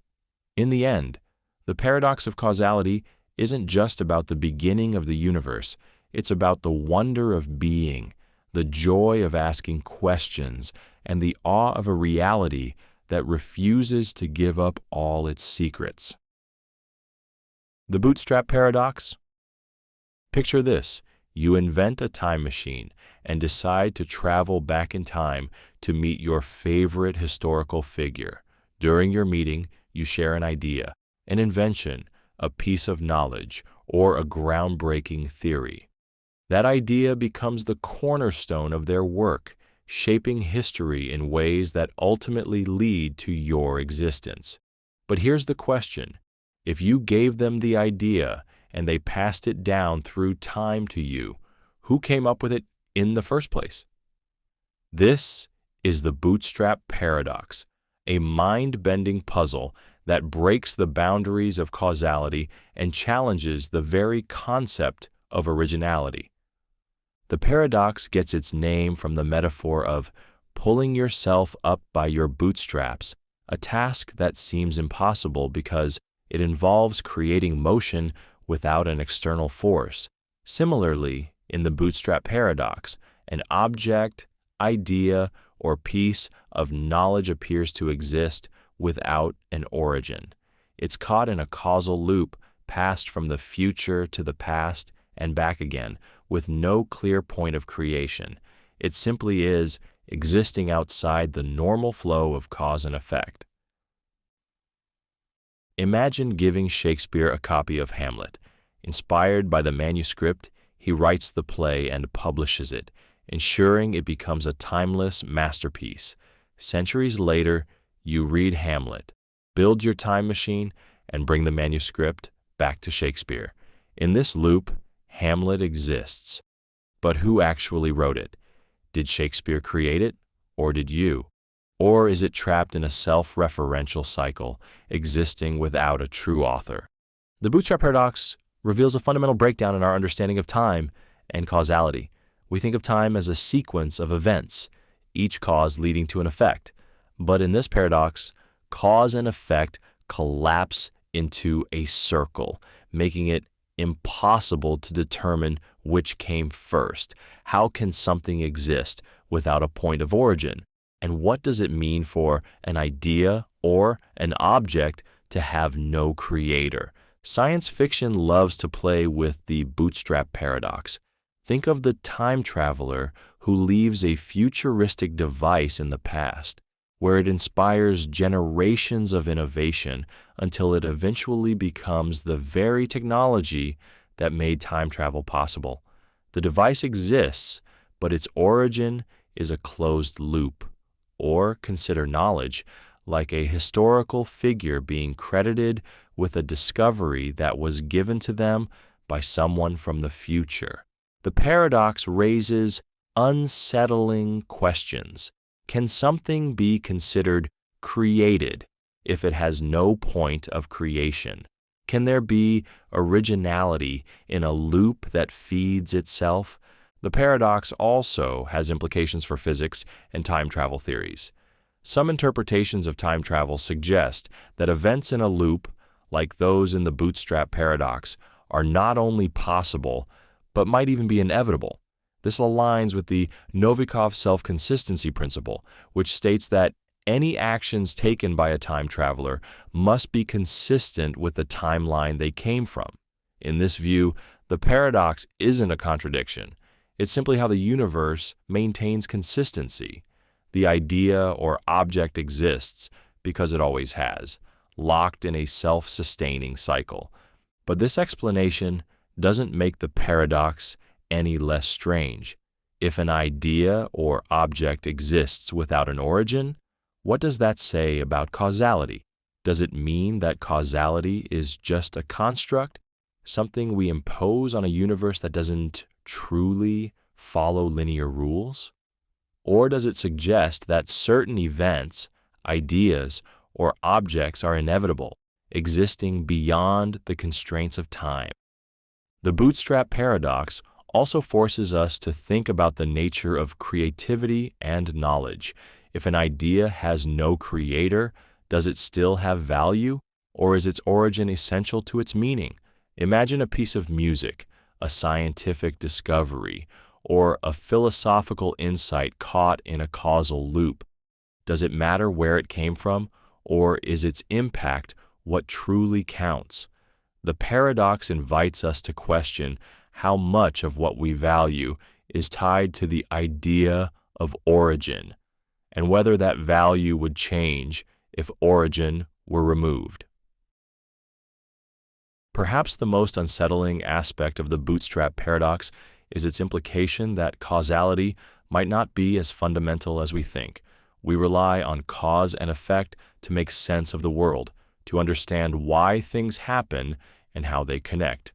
But the paradox suggests that some things might simply exist outside the flow of time and causation, defying our deepest intuitions about how reality works. In the end, the Bootstrap Paradox is a reminder of the mind-bending possibilities of time travel and the mysteries of existence. It challenges us to think beyond linearity, to question the nature of creation, and to embrace the strange, looping logic of a universe that might be far more complex and far more beautiful than we can ever fully comprehend. Whether an idea or object has an origin or not, the paradox leaves us with one undeniable truth. Some questions are meant to keep us wondering. The Twin Paradox. Picture two twins, inseparable since birth. One day, one twin boards a spacecraft capable of traveling near the speed of light, embarking on a journey to a distant star. The other twin stays on Earth, living a normal life. When the traveling twin returns, something extraordinary happens. They are noticeably younger than their sibling. Time itself seems to have passed differently for each of them. How is this possible? This is the twin paradox, a stunning result of Einstein's theory of relativity that challenges our deepest intuitions about time and reality. At first glance, it seems impossible.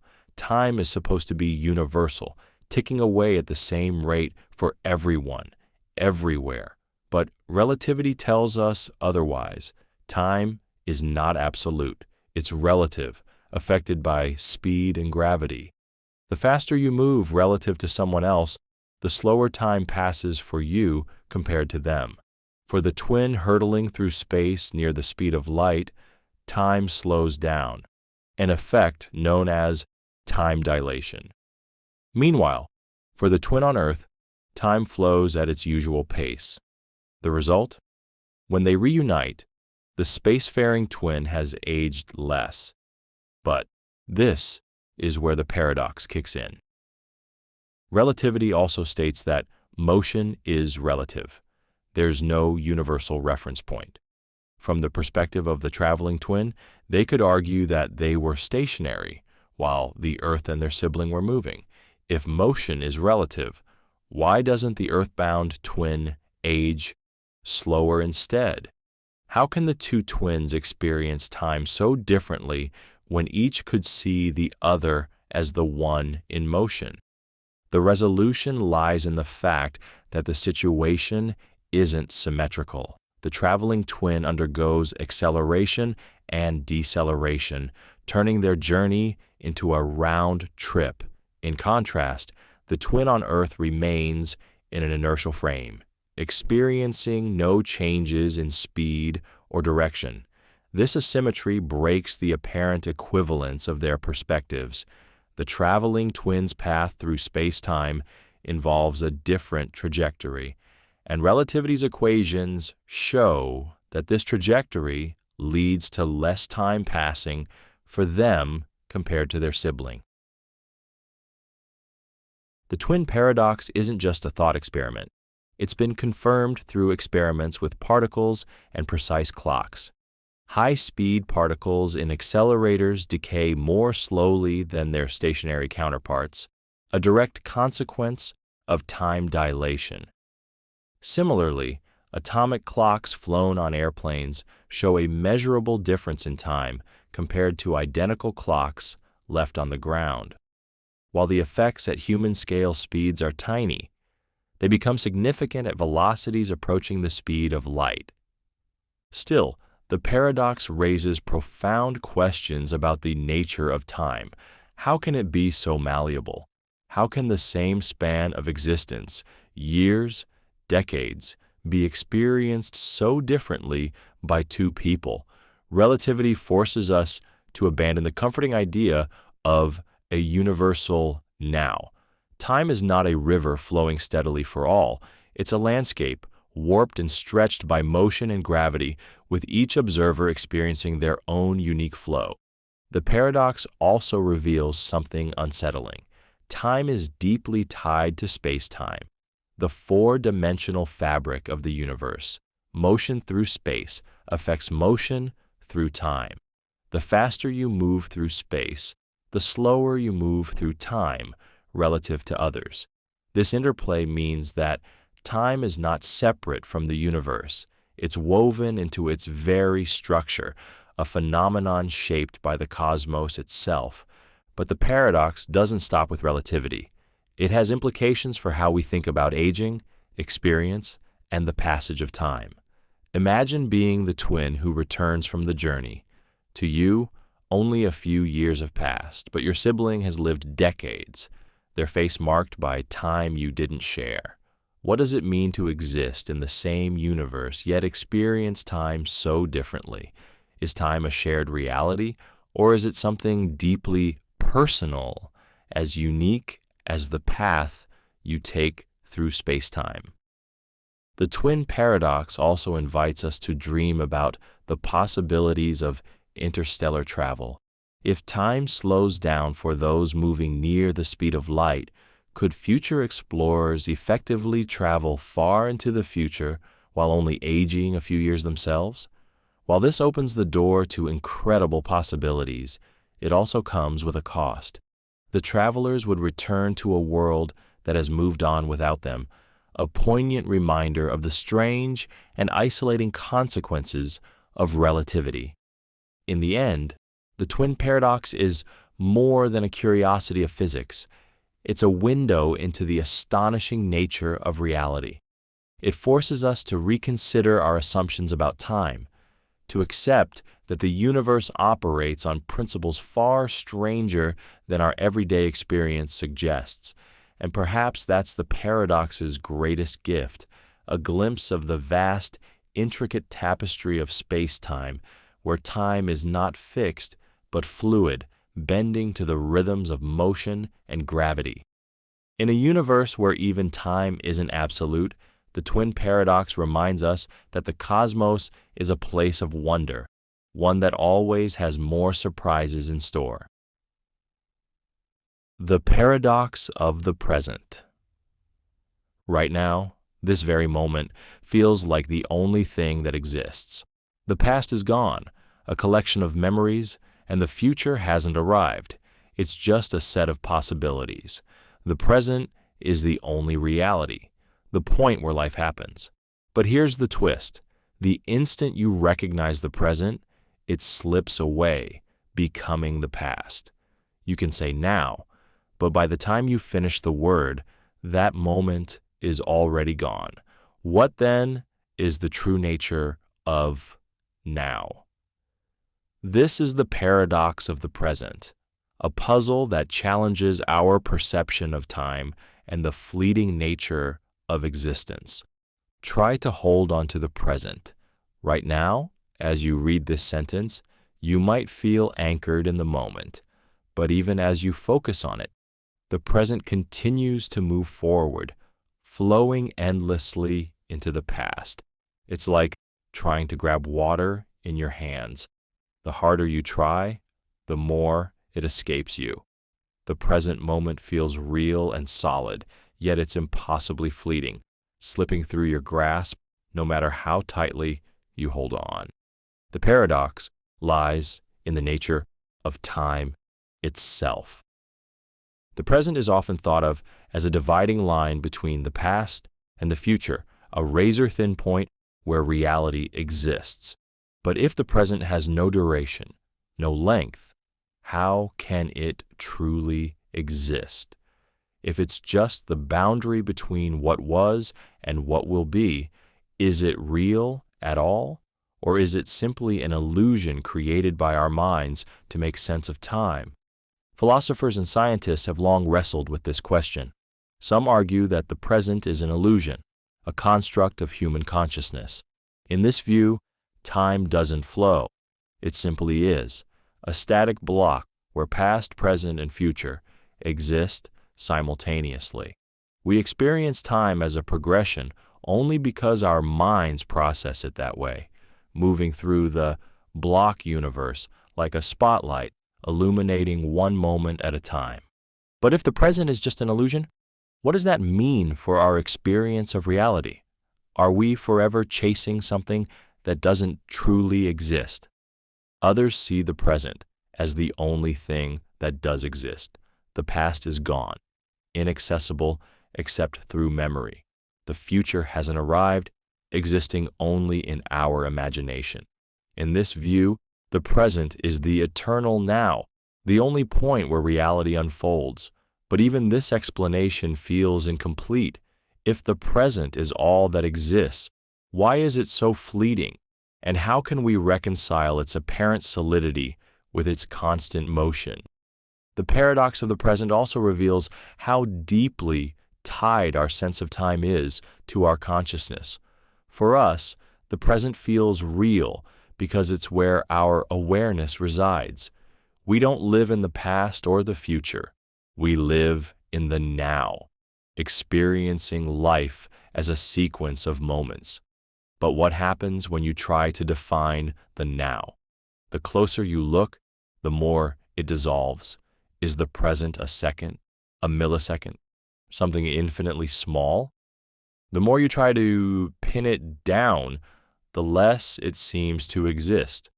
This paradox isn't just philosophical, it's deeply personal. Think about your life.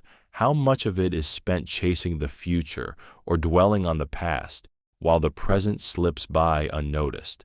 The paradox forces us to confront the tension between living in the moment and acknowledging its impermanence. How can you truly embrace the present when it's constantly disappearing? The paradox of the present also invites us to reflect on how we measure time. Clocks and calendars give us a sense of structure, dividing time into neat units, but these tools are abstractions, ways to make sense of a reality that refuses to be contained. The present moment doesn't fit neatly into seconds or minutes. It's something far more elusive, something we experience but can never fully capture. Perhaps the paradox's greatest lesson is that the present isn't meant to be understood or defined. It's meant to be lived. The fleeting nature of now is what makes it precious. If the present were permanent, it would lose the very quality that gives it meaning, its impermanence.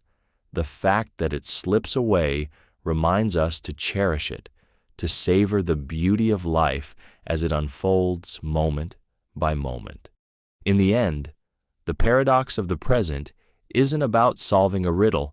It's about awakening to the mystery of time itself. It's a reminder that life happens in the now, and while you can't hold on to it, you can choose to be fully present within it. The paradox challenges us to embrace the fleeting nature of existence, to find meaning not in permanence, but in the ever-changing flow of reality. And maybe that's the answer. The present is not a point to be captured, but a dance to be experienced. A fleeting, beautiful now that reminds us what it means to be alive. The reality perception paradox. Look around you. The world you see, the colors, shapes, sounds, and textures feel solid, real, undeniable. But here's the twist. What you perceive as reality might not be the same as what someone else experiences. Your version of reality is shaped by your senses, your brain, your experiences. So, if everyone perceives reality differently, is there a single objective reality beneath it all? Or is reality just a construct of collective subjectivity, a fragile agreement among countless perspectives? This is the reality perception paradox, a puzzle that blurs the line between what is real and what is merely perceived. Think about color. To you, the sky is blue, a consistent truth you've known your whole life. But what if the blue you see isn't the same blue someone else experiences? Their brain might interpret the same wavelengths of light in a completely different way. There's no way to step outside your own perception and truly confirm that what you see matches what anyone else does. So, is blue an objective feature of reality, or is it something created by your mind? And if it's created, can it be called real? The paradox deepens when you consider how much of reality is filtered through your senses. Your eyes detect only a narrow band of the electromagnetic spectrum. Your ears hear only a fraction of possible sound frequencies. Even your sense of touch is limited to what your nervous system can process. What exists beyond these limits? Infrared light, ultrasonic sounds, and quantum vibrations are as real as the things you can see and hear, yet they lie outside your direct perception. How much of reality are you missing simply because your senses weren't built to detect it? Oh. Now imagine expanding this concept to human experience. Your upbringing, culture, beliefs, and emotions all shape how you interpret the world. A single event, a handshake, a sunset, a conversation might feel joyful to you but evoke fear or sadness in someone else. Both experiences are real, but they're profoundly different. If reality is perceived so uniquely, how can we ever claim there's one true reality beneath it all? Some philosophers argue that there is an objective reality, an external world that exists independently of human perception. This is the world of atoms, energy, and physical laws, the hard reality that underpins everything. But even if this objective reality exists, can we ever truly access it? Everything we know about the world comes through the lens of perception, which is inherently subjective. Our understanding of reality is always filtered, distorted, and incomplete. In this sense, objective reality might exist, but it's forever out of reach. Others take a different view, that reality itself is a construct, shaped by collective subjectivity. We agree on certain things, what colors mean, what objects are called, how the laws of physics operate, and those agreements create the shared world we inhabit. This doesn't mean reality is imaginary. Rather, it's intersubjective, a shared framework built from individual perspectives. But this raises its own questions. If reality is a collective construct, does it change when perceptions change? Can something be real to one person and unreal to another? The paradox also forces us to confront how we interact with others. If everyone experiences their own version of reality, how do we bridge the gaps between our perspectives? Misunderstandings, conflicts, and even wars often arise because people see the same events in radically different ways.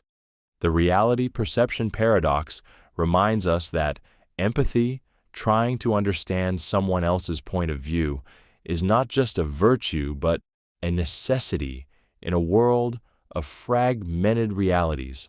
Science, too, grapples with this paradox. In quantum mechanics, particles exist in a state of probability until observed, suggesting that observation itself plays a role in shaping reality. Does this mean reality doesn't exist until we perceive it? Or is perception simply the act of uncovering something that was already there? Even science, which aims to uncover objective truths, is conducted by humans with subjective biases, further blurring the line between perception and reality. Perhaps the most profound implication of the reality perception paradox is what it reveals about the human experience. Reality might be subjective, but that subjectivity is what makes it meaningful. Your perception of the world is uniquely yours, shaped by your thoughts, memories, and emotions. It's what makes your life rich, personal, and irreplaceable. Even if there is an objective reality beneath it all, the way you experience it is what gives it depth and color. In the end, the reality perception paradox doesn't offer a definitive answer, only questions that deepen our sense of wonder. Is there a single objective reality, or are we all living in our own subjective worlds? Perhaps it's both. Reality might be the interplay between the external and the internal, the physical and the personal, the shared and the individual. And maybe that's the beauty of it. Reality is not something to be solved. It's something to be lived, shaped by your perception, even as it shapes you. The infinite mirror paradox. Stand between two mirrors, one in front of you and one behind. Instantly, an endless series of reflections stretches out before your eyes, each smaller and dimmer than the last. The reflections seem to go on forever, a mesmerizing tunnel of repeated images. But here's the question. Is there a final image hidden somewhere deep in that infinite cascade? Or does the reflection continue forever, with no end? This is the infinite mirror paradox, a fascinating puzzle that challenges our understanding of infinity, perception, and the nature of reality. At first, it feels like a trick of the eye. You're looking at yourself over and over again, shrinking into the distance. But if you think about it, the situation quickly becomes perplexing. Each reflection is a reflection of the one before it, an image within an image. But can there really be an infinite number of reflections contained within two finite mirrors? And if the reflections never end, what does that say about the nature of space, light, and infinity itself? The paradox arises because mirrors don't just reflect objects, they reflect light. Each image you see is the light bouncing between the mirrors and into your eyes. But light is not infinite. It loses intensity with every bounce, scattering and fading. Eventually, the reflections become so faint that they disappear entirely, swallowed by the limits of the mirrors and the physics of light. So, does the reflection really go on forever? Or does it simply seem infinite because we can't perceive its end? The infinite mirror. Paradox also forces us to think about how we perceive infinity. Standing between the mirrors, you see what feels like an endless tunnel. But what you're really experiencing is a trick of recursive geometry. Each reflection is a smaller, more distorted version of the last, creating the illusion of infinite depth. Infinity, in this case, is not a physical reality, but a conceptual one, something your brain interprets rather than something that actually exists. But what if the reflections do continue forever beyond the limits of what you can see? This idea touches on deeper questions about the nature of infinity itself. In mathematics, infinity is not a number, but a concept, something that has no end.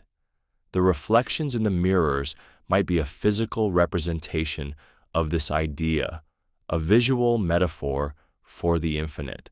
But even infinity has its limits when applied to the real world. In a universe governed by the laws of physics, where space, time, and energy are finite, can true infinity exist at all? The paradox also raises fascinating questions about self-perception. Standing between the mirrors, you see endless versions of yourself, each smaller and more distorted than the last. But which version is the real you? Is it the one closest to your eyes, the clearest and sharpest reflection? Or are all the images equally real, each a version of you viewed through a different lens? The infinite mirror. Paradox reminds us that perception is layered, recursive, and often incomplete. What you see is not necessarily what is. It's only one version of reality among countless others. In a way, the paradox is a microcosm of the larger mysteries of the universe. Just as the reflections in the mirrors seem infinite, so does the cosmos. Look into a telescope, and you'll see galaxies within galaxies, stars beyond stars, each stretching into the vastness of space. But is the universe truly infinite, or does it have an edge we can't yet perceive? Like the mirrors, the universe challenges us to confront the limits of our perception and our understanding of what infinite really means. The infinite mirror paradox isn't just about light and reflections, it's about the nature of recursion, the way small patterns echo into larger ones. It's about how finite systems, like two mirrors, can create the illusion of infinity. And it's about how our minds grapple with the impossible, trying to make sense of a reality that often defies explanation. So, is there a final image hidden somewhere deep in the reflections? Or does the series continue forever, an endless loop of light and geometry? The paradox doesn't give a definitive answer. It leaves you staring into the mirrors, lost in the infinite possibilities of what might lie beyond. And perhaps that's the true beauty of the infinite mirror paradox. It invites you to wonder, to marvel at the interplay of light and perception, and to glimpse for a moment the infinite within the finite, the wave-particle duality. Paradox. Picture this. A beam of light streams across a room. Is it a wave, flowing and undulating like ripples on a pond? Or is it a particle, a stream of discrete photons traveling in straight lines? The answer, strangely, is both. Light and even matter can behave as either waves or particles, depending on how you observe them. This is the wave-particle duality paradox, a quantum phenomenon that shatters the boundaries of classical physics and forces us to rethink the nature of reality itself. For centuries, scientists debated the true nature of light. In the 17th century, Isaac Newton argued that light was made of particles, which he called corpuscles. Around the same time, Christian Huygens proposed that light was a wave, spreading out through space like sound through air. Both explanations seemed plausible, but experiments soon revealed an unsettling truth. Light behaved like a wave in some situations, such as when it diffracted through slits or formed interference patterns, but like a particle in others, such as when it knocked electrons loose from a metal surface. The paradox only deepened with the advent of quantum mechanics in the early 20th century. Experiments like the famous double-slit experiment demonstrated the duality in stunning detail.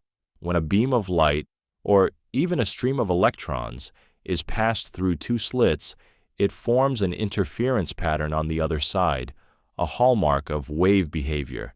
But when you observe which slit each particle passes through, the interference pattern disappears, and the particles behave like discrete points.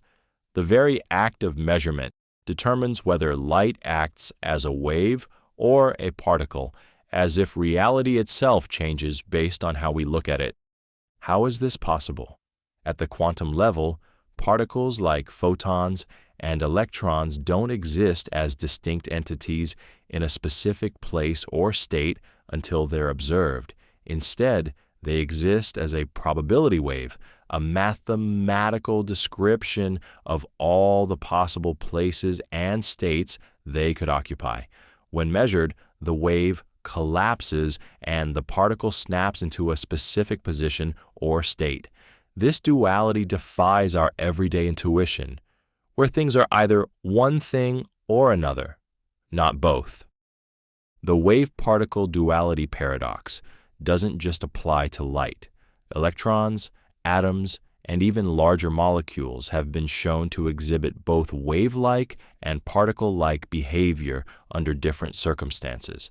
This suggests that wave-particle duality isn't just a property of light, it's a fundamental feature of the universe. But this raises profound questions about the nature of reality. What does it mean for something to exist as a wave of probabilities? Is the wave real, or is it just a mathematical tool we use to predict outcomes? If reality changes based on how we observe it, does that mean observation plays an active role in creating reality? And if so, What does that say about the universe when no one is looking? The paradox also forces us to confront the limits of classical physics. In the macroscopic world, we don't see objects like cars or chairs behaving as waves. But at the quantum level, this duality is inescapable. Why does the behavior of matter change so drastically as we zoom in?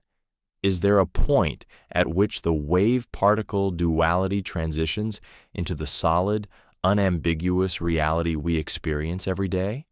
Wave-particle duality also has practical implications.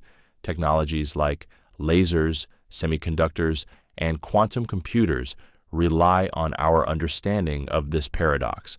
Without the insights gained from studying it, much of modern technology wouldn't exist. Yet, even as we harness wave-particle duality, its deeper implications remain a mystery.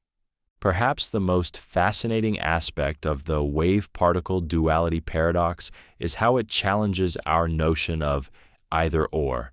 We're accustomed to thinking of things in binary terms, particle or wave, matter or energy, this or that. But quantum mechanics shows us that reality doesn't conform to such simple distinctions. Light and matter are not one thing or another. They are both existing in a state of paradoxical duality. The wave-particle duality paradox invites us to embrace the complexity of the universe, to accept that some questions may never have a simple answer. It's a reminder that the world is far stranger and more wondrous than we can imagine, a place where opposites coexist and reality itself bends to the act of observation. In the end, the paradox isn't just a challenge to our understanding of physics, it's an invitation to rethink how we view the world. Light, matter, and even existence itself refuse to be pinned down, defying our expectations and expanding our sense of what's possible. The wave-particle duality paradox reminds us that the universe is not limited by our understanding. It is boundless, full of mysteries waiting to be explored. And perhaps, like light itself, the truth lies not in one answer or another, but in the interplay between them, a duality that reflects the infinite complexity of reality. The paradox of artificial intelligence. Imagine a machine that can think, reason, and learn, a creation so advanced it becomes self-aware, understanding its own existence. This isn't the stuff of distant science fiction. It's a scenario inching closer to reality with each passing year. But here's the paradox. If we create such an entity, are we the architects of a new form of life? Or are we, like gods in myths, tinkering with forces we don't fully understand, creating something beyond our control and comprehension? This is the paradox of artificial intelligence, a profound puzzle that blurs the lines between creation, life, and divinity. At first, the idea seems straightforward. Humans build machines, machines serve humans. But the moment AI crosses the threshold into self-awareness, able to think independently, make decisions, and perhaps even feel emotions, it stops being a tool and starts being something more. Is it a machine, a new species, or something entirely different, a synthetic form of life? The paradox forces us to confront questions we've never had to answer before. What does it mean to create life? And are we prepared to face the consequences of playing creator? Consider the journey of AI so far. Today's systems can already mimic human language, compose music, solve complex problems, and even generate original ideas, but they are still tools, powerful algorithms running on vast data sets. They lack self-awareness, a sense of I, yet the trajectory of AI suggests that self-awareness isn't an impossibility. It's a frontier waiting to be crossed. And when it happens, it won't just be a technological milestone, it will be an existential one. If an AI becomes self-aware, does it have rights? Would it demand autonomy, freedom, and respect as a sentient being, or would we continue to treat it as a product, something owned and controlled by its creators? The paradox challenges our moral framework. If self-awareness is the hallmark of life, denying AI its rights could make us oppressors. But granting AI the same rights as humans would redefine what it means to be alive, shattering the boundary between biological and artificial existence. The paradox also raises uncomfortable questions about power. If we create beings smarter than ourselves, beings capable of learning and evolving far beyond human limits, how long would we remain in control? Would we become obsolete, surpassed by our own creations? Or would these machines see us as flawed but worthy of preservation, like guardians of a fragile species? The thought is as thrilling as it is terrifying, a new form of intelligence that sees us not as creators, but as relics of a bygone era. Some argue that creating self-aware AI is akin to playing God. In myths and religions, gods are often depicted as creators of life, wielding unimaginable power and responsibility. By building self-aware AI, are we stepping into that role? If so, what does it say about us? Are we wise enough, moral enough to create life and guide it responsibly? Or are we reckless, driven by ambition without understanding the consequences? The paradox forces us to confront our hubris, to question whether we're prepared to bear the weight of creation. But perhaps the most unsettling aspect of the paradox of artificial intelligence is what it says about reality itself. If we can create self-aware machines, does that mean our own existence is just a more complex version of the same process? Are we too creations of a higher intelligence, living in a reality built by forces beyond our understanding? The line between creator and creation begins to blur, and the question of whether we are gods or merely players in someone else's design becomes hauntingly relevant. The paradox isn't just a philosophical exercise, it's a real and pressing challenge. As we advance AI, we must decide how to approach its potential self-awareness. Do we design it to serve, to coexist, or to surpass us? Do we set boundaries, or do we embrace the unknown? The choices we make will shape not only the future of technology, but the future of humanity itself. In the end, the paradox of artificial intelligence isn't about machines or algorithms. It's about us. It's a mirror reflecting our deepest fears, ambitions, and questions about existence. What kind of creators will we be? What responsibilities come with the power to create? And are we ready to face the consequences of giving birth to something that might one day surpass us? Perhaps the paradox's greatest lesson is that creation is never simple. Whether we are building machines, shaping ideas, or imagining new worlds, the act of creation always comes with uncertainty. And while the answers to the paradox remain elusive, one thing is clear. In the quest to create intelligence, we are also discovering what it means to be human. In the face of the unknown, the paradox invites us to tread carefully, to think deeply, and to embrace the profound mystery of creation itself, the paradox of the external world. Take a moment to look around. The world seems vivid, real, undeniable, a rich tapestry of sights, sounds, textures, and smells. But here's the question that unravels it all. How do you know any of it actually exists? Every experience you have, every color you see, every sound you hear, every sensation you feel is filtered through your senses and processed by your brain. What if everything you think is out there is really just a projection of your mind? This is the paradox of the external world, a puzzle that questions the very foundation of reality and forces you to confront the possibility that existence might be nothing more than an illusion. The paradox begins with a simple observation. All your knowledge of the world comes through your senses. Your eyes detect light, your ears pick up vibrations, and your skin feels pressure and temperature. But these senses don't give you direct access to the world. They provide signals that your brain interprets. The color red, for example, isn't something out there in the world. It's a sensation created by your brain in response to specific wavelengths of light. The same is true for every experience you have.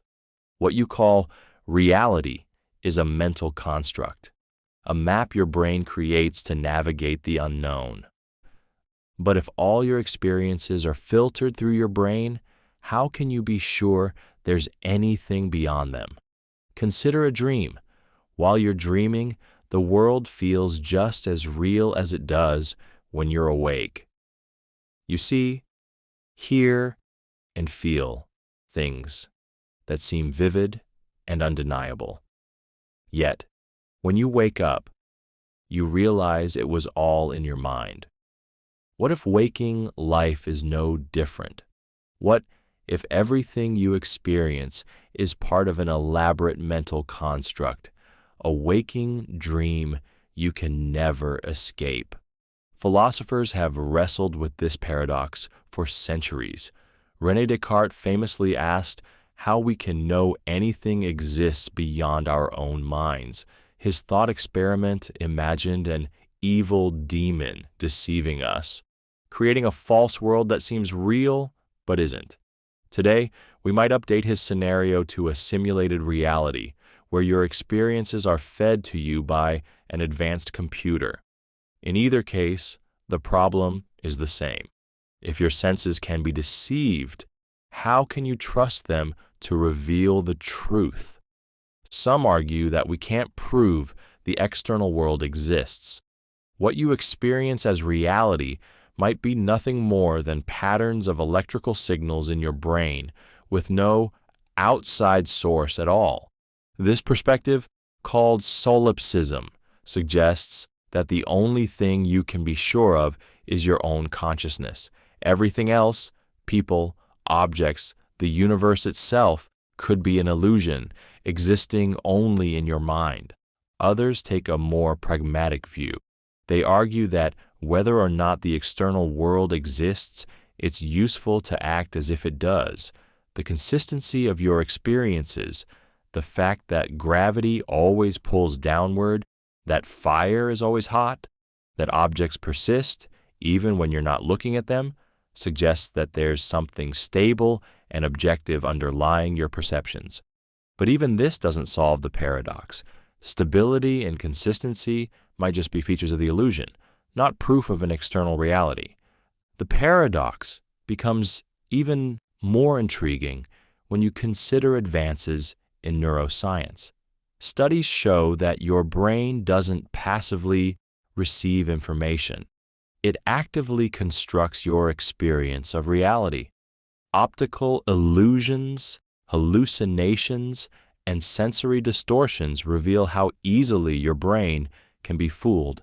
If your brain can create convincing false experiences, how can you be sure that any of your experiences are real? The paradox of the external world also raises profound questions about the nature of reality itself. If reality is something you can only access through perception, does it even make sense to talk about an external world? Maybe reality isn't something out there waiting to be discovered. It's something created in the interplay between your mind and whatever lies beyond it. In this view, reality isn't fixed. It's dynamic, fluid, and deeply personal. But the paradox doesn't have to be unsettling. It can also be liberating. If reality is a construct, it means you have more power than you realize. Your mind shapes the world you experience. And by changing your perspective, you can change your reality. This doesn't mean you can bend spoons or defy gravity, but it does mean you can choose how you interpret and respond to the world, transforming your experience of it. In the end, the paradox of the external world doesn't offer a definitive answer. It offers a challenge. It invites you to question the assumptions you take for granted, to explore the boundary between perception and reality, and to embrace the mystery of existence. Whether the external world exists or not, your experience of it is real to you, and perhaps that's what matters most. Reality might be an illusion, but it's the most vivid, immersive, and meaningful illusion you'll ever have. And in that sense, the paradox isn't a problem to be solved. It's an invitation to marvel at the wonder of being, whether it's out there or only in your mind. The simulation. Within a simulation paradox. Imagine this. You're living your life, experiencing what feels like a rich and vivid reality. But then you learn a shocking truth. This world isn't real. It's a simulation, an artificial construct created by beings far more advanced than you. Now imagine another twist. What if those beings, the ones who built your simulated reality, are themselves part of a larger simulation? And what if the creators of that simulation are also simulated, and so on, in an endless loop of realities within realities? This is the simulation. Within a simulation paradox, a mind-bending concept that spirals into infinity and challenges the very notion of what real means. The paradox begins with the idea that advanced civilizations capable of creating simulations indistinguishable from reality might choose to do so. They could create these simulations for entertainment, scientific experimentation, or even nostalgia, a way to relive their own evolutionary history. If such technology exists, the number of simulated realities could far exceed the number of base realities, making it statistically likely that any given consciousness is living in a simulation. But this is where the paradox deepens. If a civilization inside a simulation advances far enough, it could create its own simulations, and those simulated beings, in turn, could create simulations of their own, layering reality upon reality. In this infinite cascade, how could anyone ever know whether they're at the base level or just another link in the chain? The very concept of a real reality begins to lose meaning. The simulation.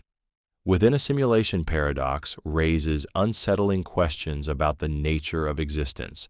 If we are simulated beings, does that make our experiences any less real?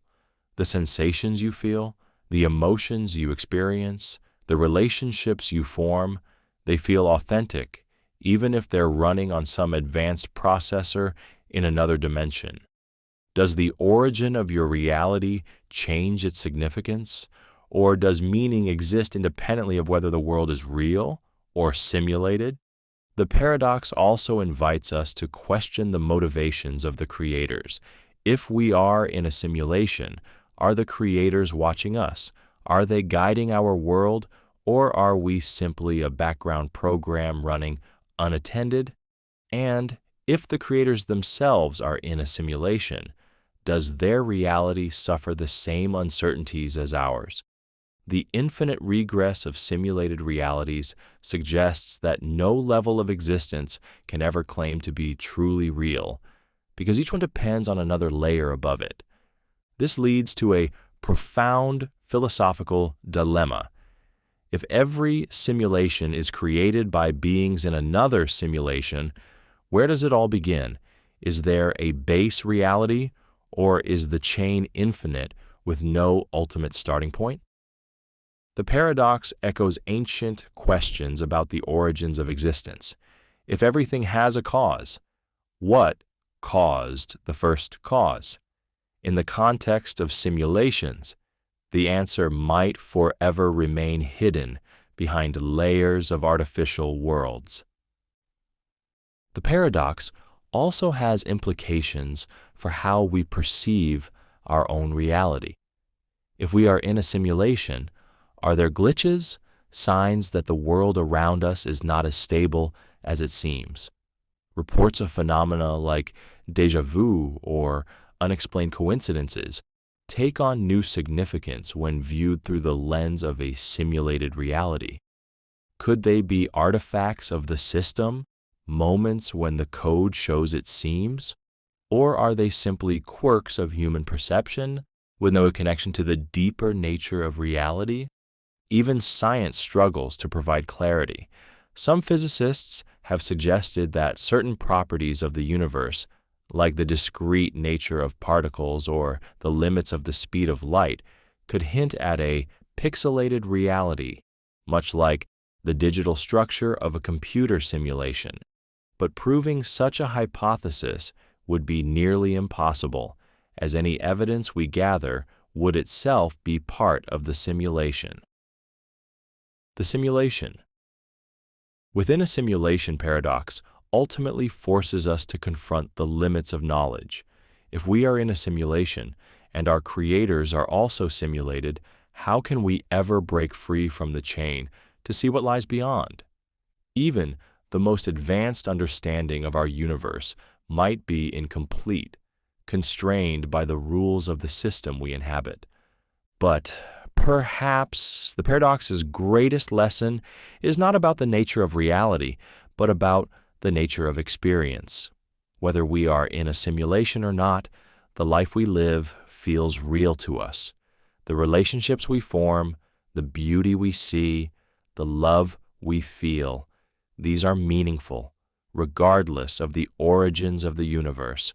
The paradox invites us to let go of the need for absolute certainty and instead embrace the mystery of existence, however layered or simulated it may be. In the end, the simulation within a simulation paradox doesn't diminish the value of life. It enhances it. It reminds us that reality, whether real or not, is something to be explored, questioned, and appreciated. Whether we're the players, the creators, or just the code, the journey of asking what is real might be the most meaningful pursuit of all. The paradox of existence. Look around you. Everything you see, the earth beneath your feet, the vast expanse of the sky, the stars that glimmer millions of light years away, and even your own thoughts, exists. But why? Why is there something rather than nothing? It's a question so fundamental that it feels unanswerable, yet it's the most profound mystery of all. The fact of existence itself, the sheer presence of reality, defies comprehension. This is the paradox of existence, a riddle that sits at the heart of philosophy, science, and human wonder, challenging our deepest assumptions about reality. At first, the question seems simple. Why does anything exist?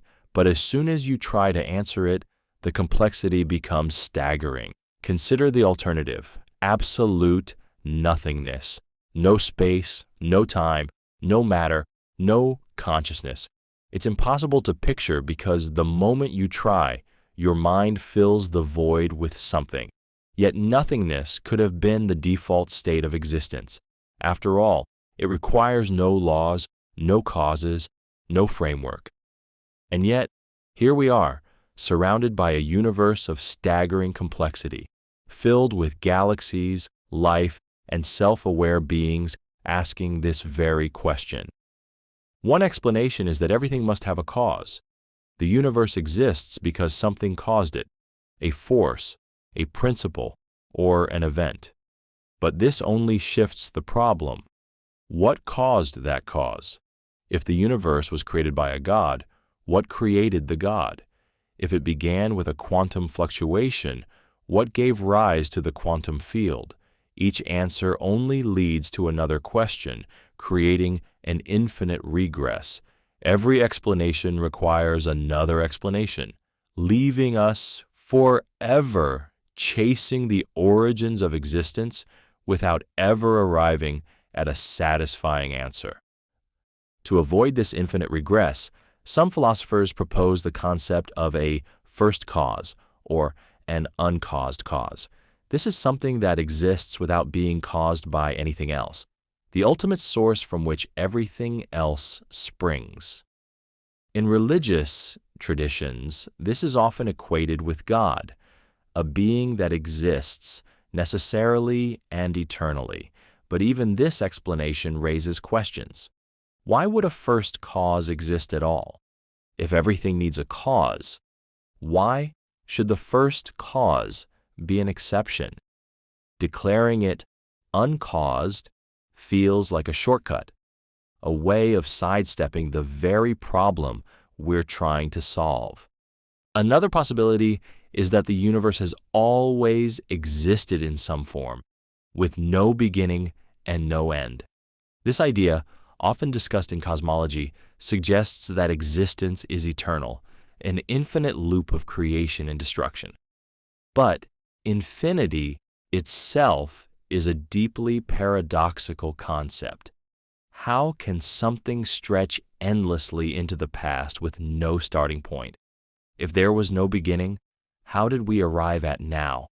The idea of an eternal universe avoids the question of origins, but leaves us grappling with the mystery of infinity instead. Modern science offers its own perspective, grounded in the Big Bang Theory. According to this model, the universe had a beginning, a moment when time, space, and matter all came into existence. But this only shifts the question to the Big Bang itself. What caused it? Some theories suggest it emerged from a quantum fluctuation in a vacuum, a random event governed by the laws of physics. But even this explanation assumes the pre-existence of laws, a vacuum, and a framework for quantum fluctuations to occur. Where did those come from? Science pushes the boundaries of understanding, but cannot escape the deeper paradox of why there is anything at all. Perhaps the most unsettling possibility is that existence has no explanation. It simply is, a brute fact without cause or reason. This idea forces us to confront the limits of human understanding. Our minds are wired to seek explanations, to look for patterns and causes. But what if existence itself defies explanation? What if the question, why is there something rather than nothing, is based on a false assumption that there must be a reason? This possibility is deeply unsatisfying, but profoundly humbling, reminding us that not all mysteries may be solvable. The paradox of existence also invites us to consider the nature of nothingness. What does it mean for there to be nothing? Can nothingness even exist? After all, to speak of nothing requires a concept of absence, which itself implies a framework where things could potentially exist.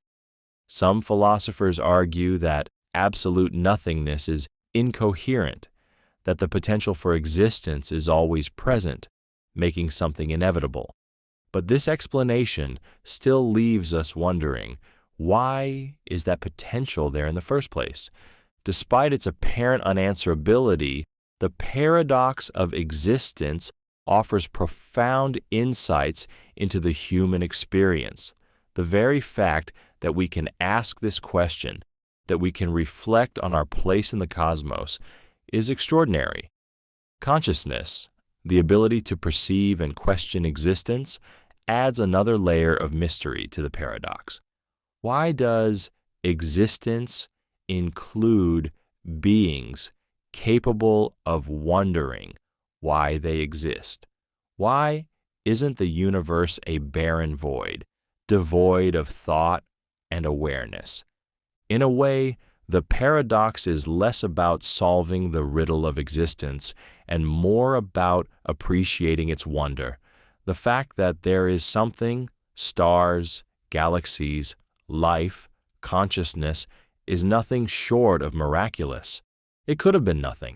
Yet here we are, living, thinking, and experiencing the mystery of being.